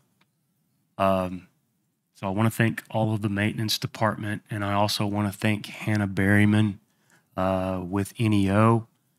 She brought a team of volunteers together. They wanted to spend their Easter with the Quapaw, which I think is pretty cool.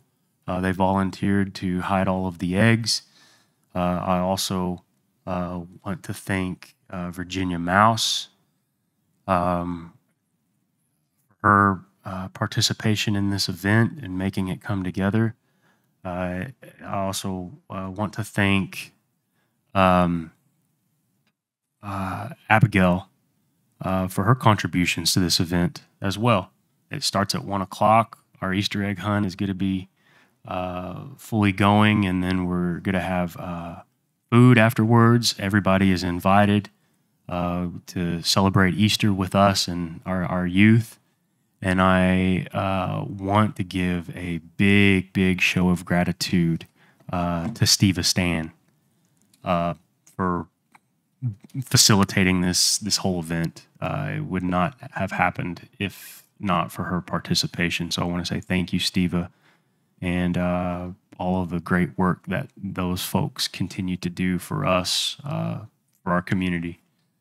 And with that, J.O., you mind closing us? Pardon me for 1 second. I've got a question from Kelly Flanagan on Zoom. I will give you permission to unmute once I find your name really quick.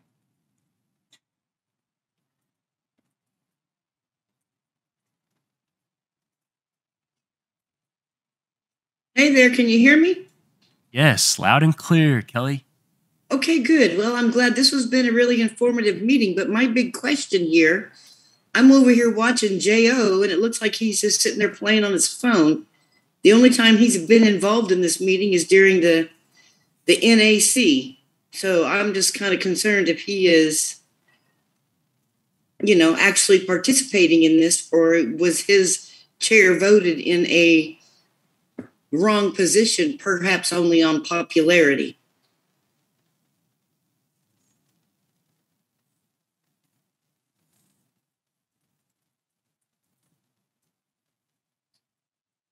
It appears to me that he's not even paying attention, and so I'm kind of aggravated at that. And I'm just curious as to what he's doing. Kelly, well, thank you for your comments. No, I was paying attention, ma'am. I was letting you speak. That's what the young boys do when the elders speak. I was listening. And that's what I was taught. Well, I understand that, but you haven't made, other than the Native American Church, you have not made any comments. The chairman, the vice chairman, I have voted on every subject that was brought in front of me. Well, I'm just curious as to whether or not we voted you onto this business committee in an unreasonable way. You did it the same way you did everybody else. Yeah, but at least they're participating, and it doesn't appear you are. Okay, ma'am. Just wanted to make that comment. Thank you for your time. Sorry to complain. Thank you. Bless you.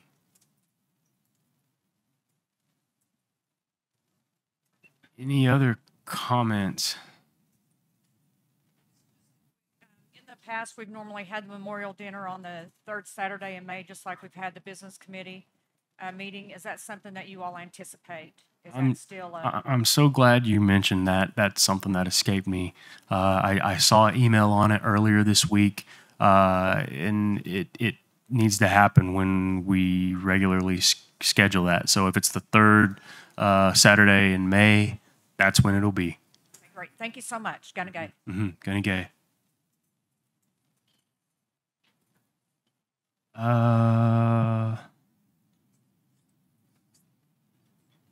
If you could stand. Mr. Chairman? Yes. I do have one more piece of business that I think probably needs to be addressed on an issue that we talked about at length earlier. Okay. Now, this committee has now voted to deny the application of the compensation that has been set by our compensation committee. I respect the democratic process. This committee has spoken. However, part of that framework that was proffered by our compensation committee would be that the 4 general members keep track of their time and projects so that they may report how many hours they work. Now, if we are to delay the application of this framework until it is presented and approved by general counsel, that would mean that these general members need to keep track of their time, and they need to keep track of all of their projects from here until that date. So therefore, if this framework is approved and they have not met their hourly requirement, they will then have to reimburse the tribe. So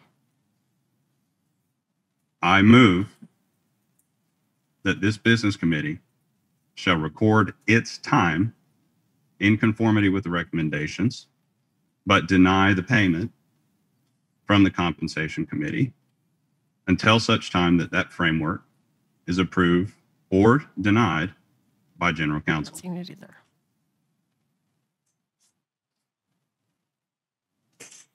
Okay.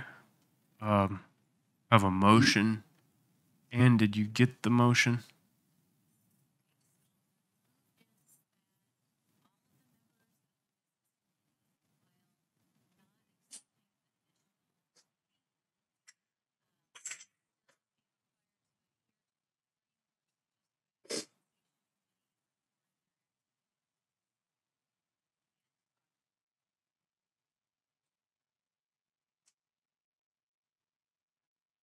So the motion, as I understand it, is that while the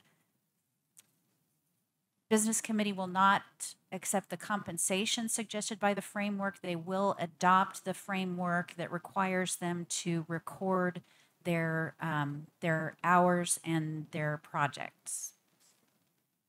Yes. Okay. We have a motion. I have a We have a question. second. We have a second by Mr. Turley. Any discussion? Question. This is Michelle. Yes, Ms. Newton. Yeah, we are referring to all 7 of us, correct? Sure. Okay, thank you.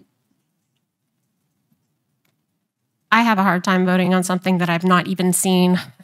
We have requested this from the compensation committee, but it is not in our inbox to my knowledge. So until I get to read it, I mean, I'm okay with documenting my hours, but I'm not going to approve any kind of guidelines that I've not had the chance to review.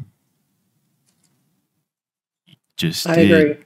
That's what we just took a vote on, based off That of was something based we off of their haven't seen. conversation that they have told us. And then this new, guideline, why can't they give us something in black and white? That's, we're just saying, I'm not going to approve something that I haven't read these guidelines that we're talking about. Well, this is where I take some exception with this action by this committee, and I voiced my disappointment earlier. However, is that we had a meeting with the compensation committee, and they voiced that there may be some reduction in pay for some members if they do not turn in or do not show up to work. Now, a number of these members have now stated that, well, if I'm going to, and honestly, this is masqueraded as something that is supposed to be approved by the business committee. I don't believe that. I think it's dishonest. You're doing a disservice to our members because you have a potential reduction in pay. Now, you believe, no, we're not going to adopt that policy. I refuse to adopt that policy. I'm going to continue to collect all of my $10,400 a month. And that's fine. That is our democratic process. I am simply asking that the framework that they proffered, that they recommended to us, they said that they would set, would be attached to how many hours a week were worked. And if it is ultimately approved by General Counsel in a backward-looking manner, something retroactive, if we do not properly document hours, then how on earth are we supposed to rectify accounts for compensation? First of all, Guy, I just want to clarify something. I have never once, ever disagreed with the fact of what the compensation committee come up with. That does not affect me at all. So I don't know who you're referring to, but that is me. I feel like that is very disrespectful. I'm not referring to you. But I do. In fact, I keep track every day. I will admit in the past I failed, but for this last year, I have kept track of everything and every visit I took care of. And you're welcome to see that. I'll be happy to share it with anyone.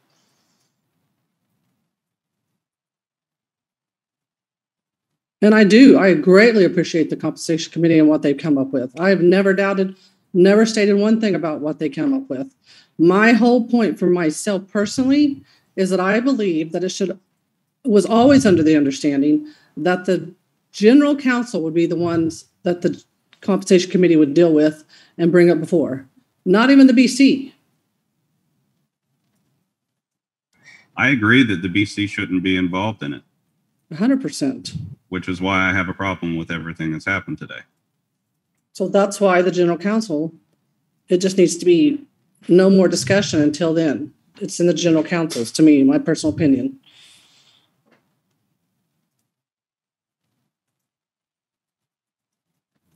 And if general counsel does not want one of us up here because they feel like we are doing a poor job, it is within their right to not vote us back in.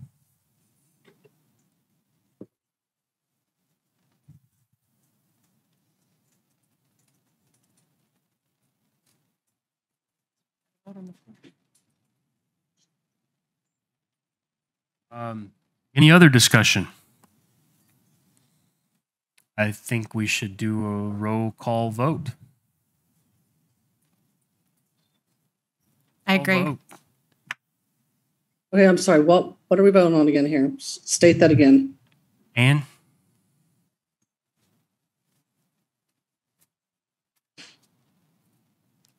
Guy moved to adopt the framework suggested by the Constitution Committee. The Compensation Committee, so that all members of the Business Committee will track their hours and projects.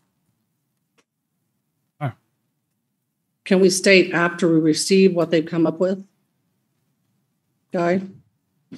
Since we haven't had anything in writing, it's just been told to us.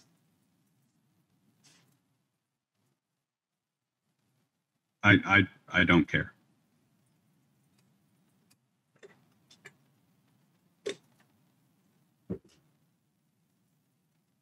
So do you want to put that disqualifier in there or run it as is? As is. Okay. Any other discussion? Roll call vote. Michelle? No. Jeremy? No. Lloyd? Zach? Yes. Guy? Yes. Callie? No. Joseph? Yes. Motion fails. Motion fails. Okay.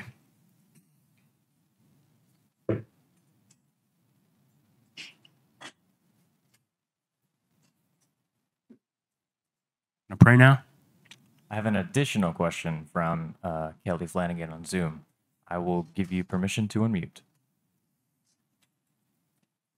Hi there. Sorry to bother you again, but I just do have one quick question on this whole compensation thing.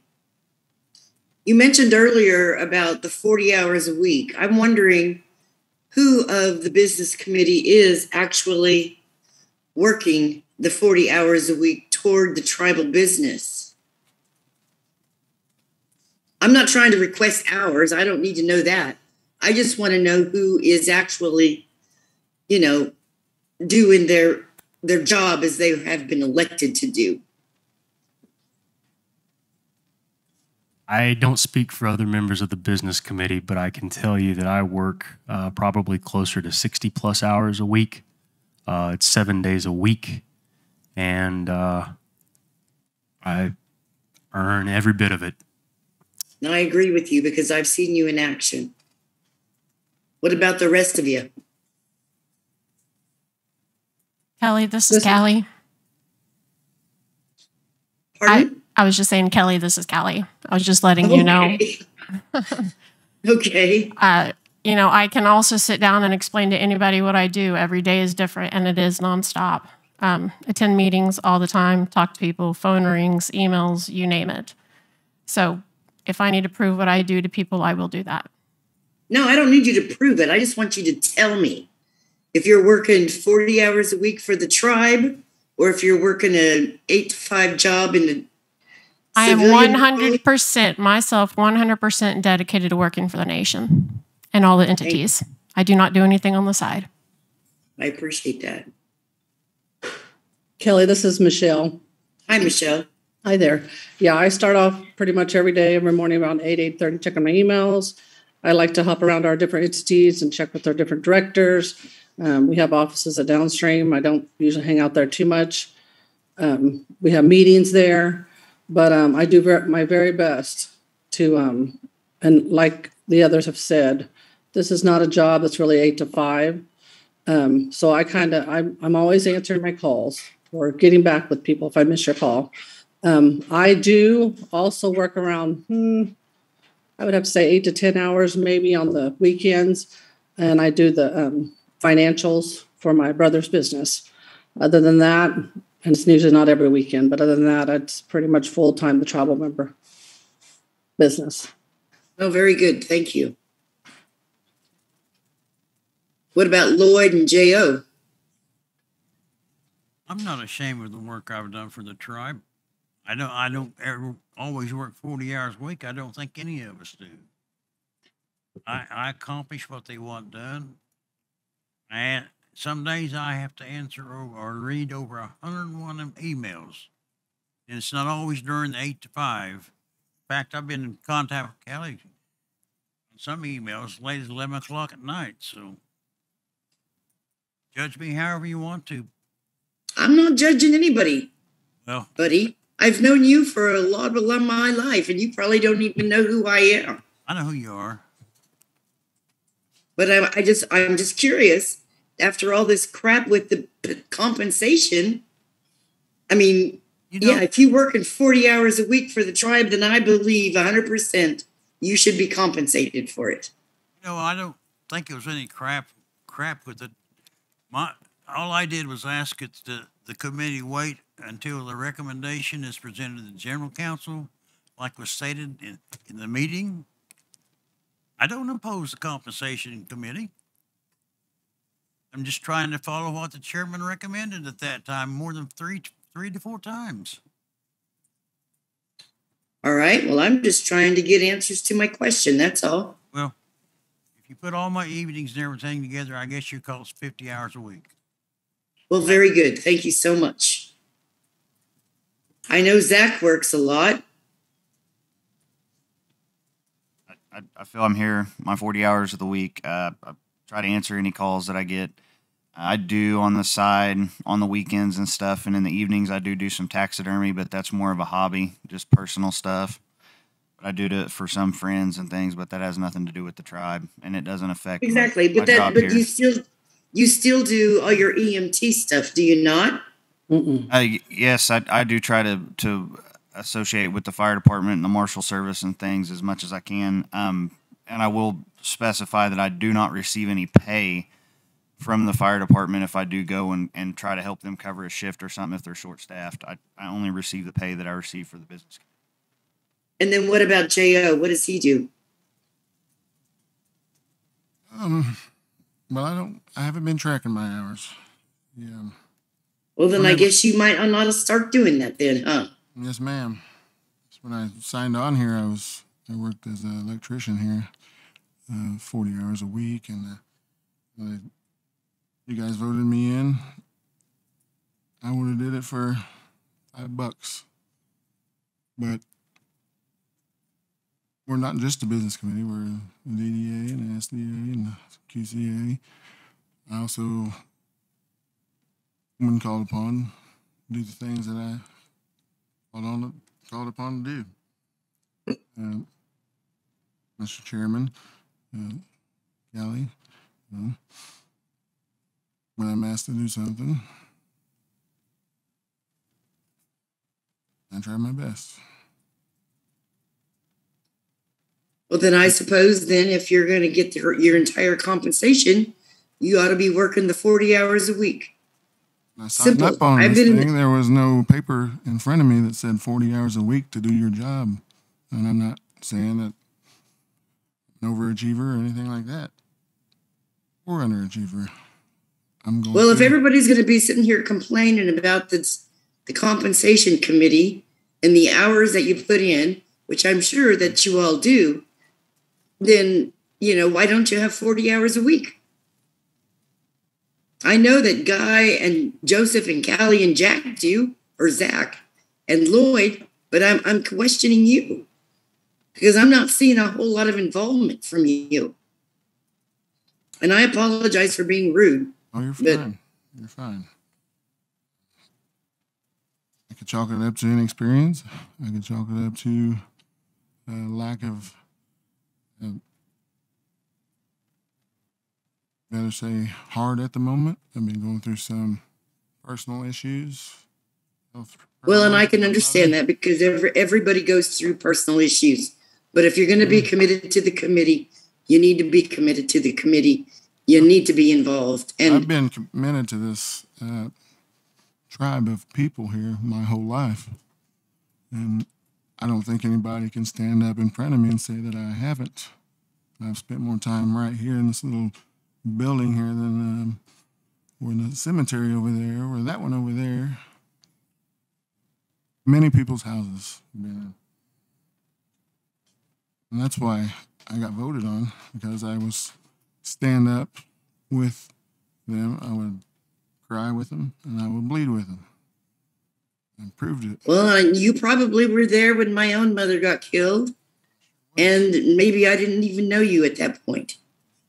My point is I just see you sitting there in that chair looking like you're playing on your phone, not even being engaged in the conversation. Oh, you're not I'm a just going to bitch. go ahead. You're, I'm going to go ahead you're and mute asking myself questions, and because that's I'm all going you're to get supposed to wound do. up. When I was, like I said, my grandpa taught me to listen, speak when spoken to, and if you need to stand up for yourself, you do it. But you also know when to sit down and sit back.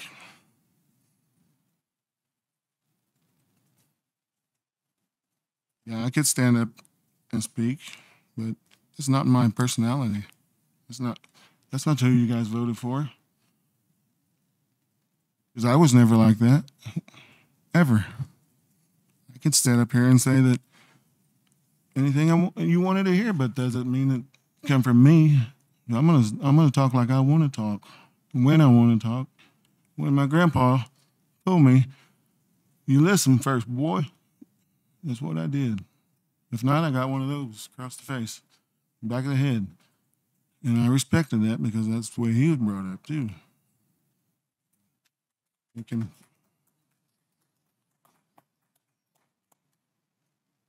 I appreciate your concerns, and I will do my best from here on out. Thank you.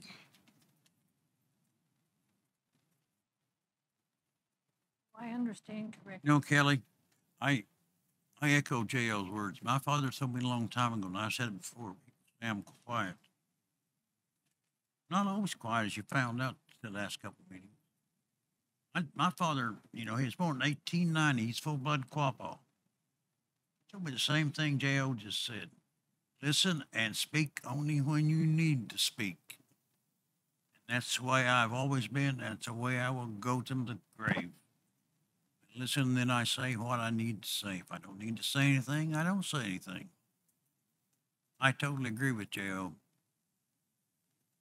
You know, there's people up here raised one way in the generations of the Quapaw people. Others are raised other ways. I'm from the old school. J.O.'s from the old school, even though he's younger than me. I'm 78 years old, and I am not going to change.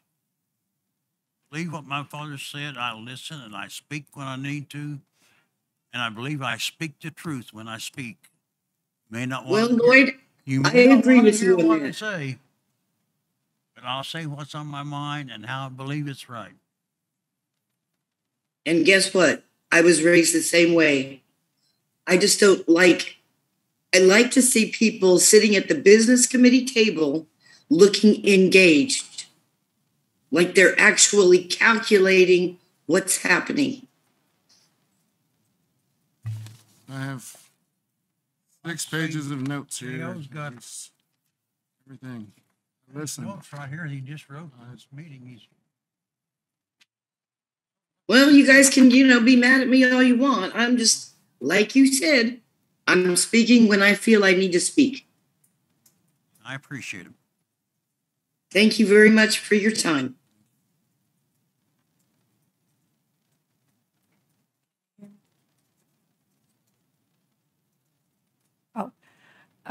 Do I understand correctly that not any of you have another full-time job? Is that correct? This is my only job. And most of you all are spending over 40 hours a week. That your position is requiring more than 40 hours a week.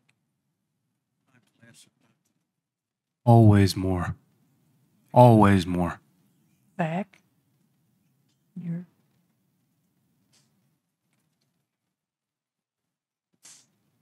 Thank you.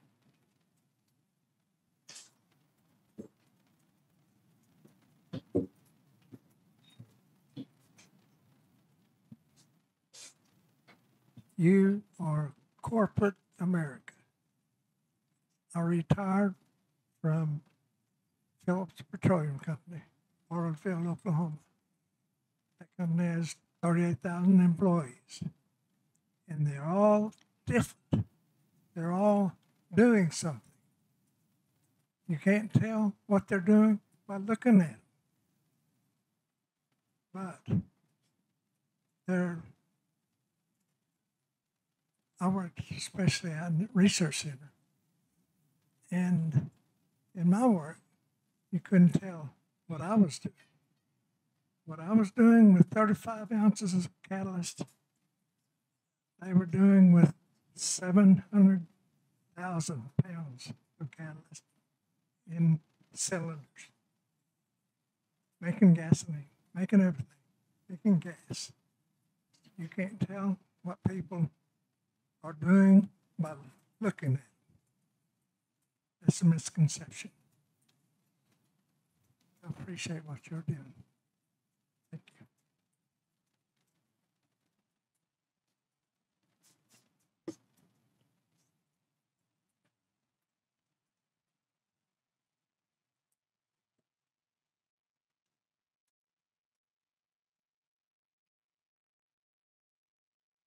Any other questions, concerns?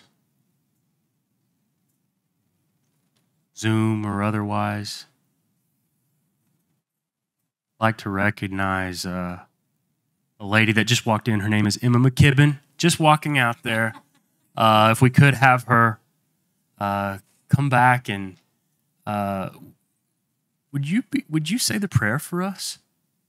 Would you please pray for us right now? Would you please?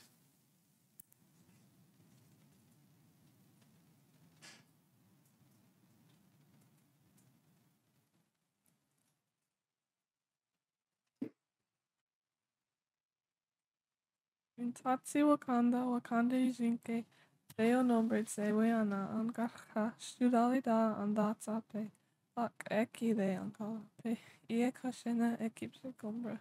Amen. Dali Wajoa. Take a motion to adjourn. Second. All those in favor signify by saying aye. Aye. All those opposed, we are adjourned. Want to wish everybody a happy Easter this weekend. Gonna gay. Happy Easter, everybody.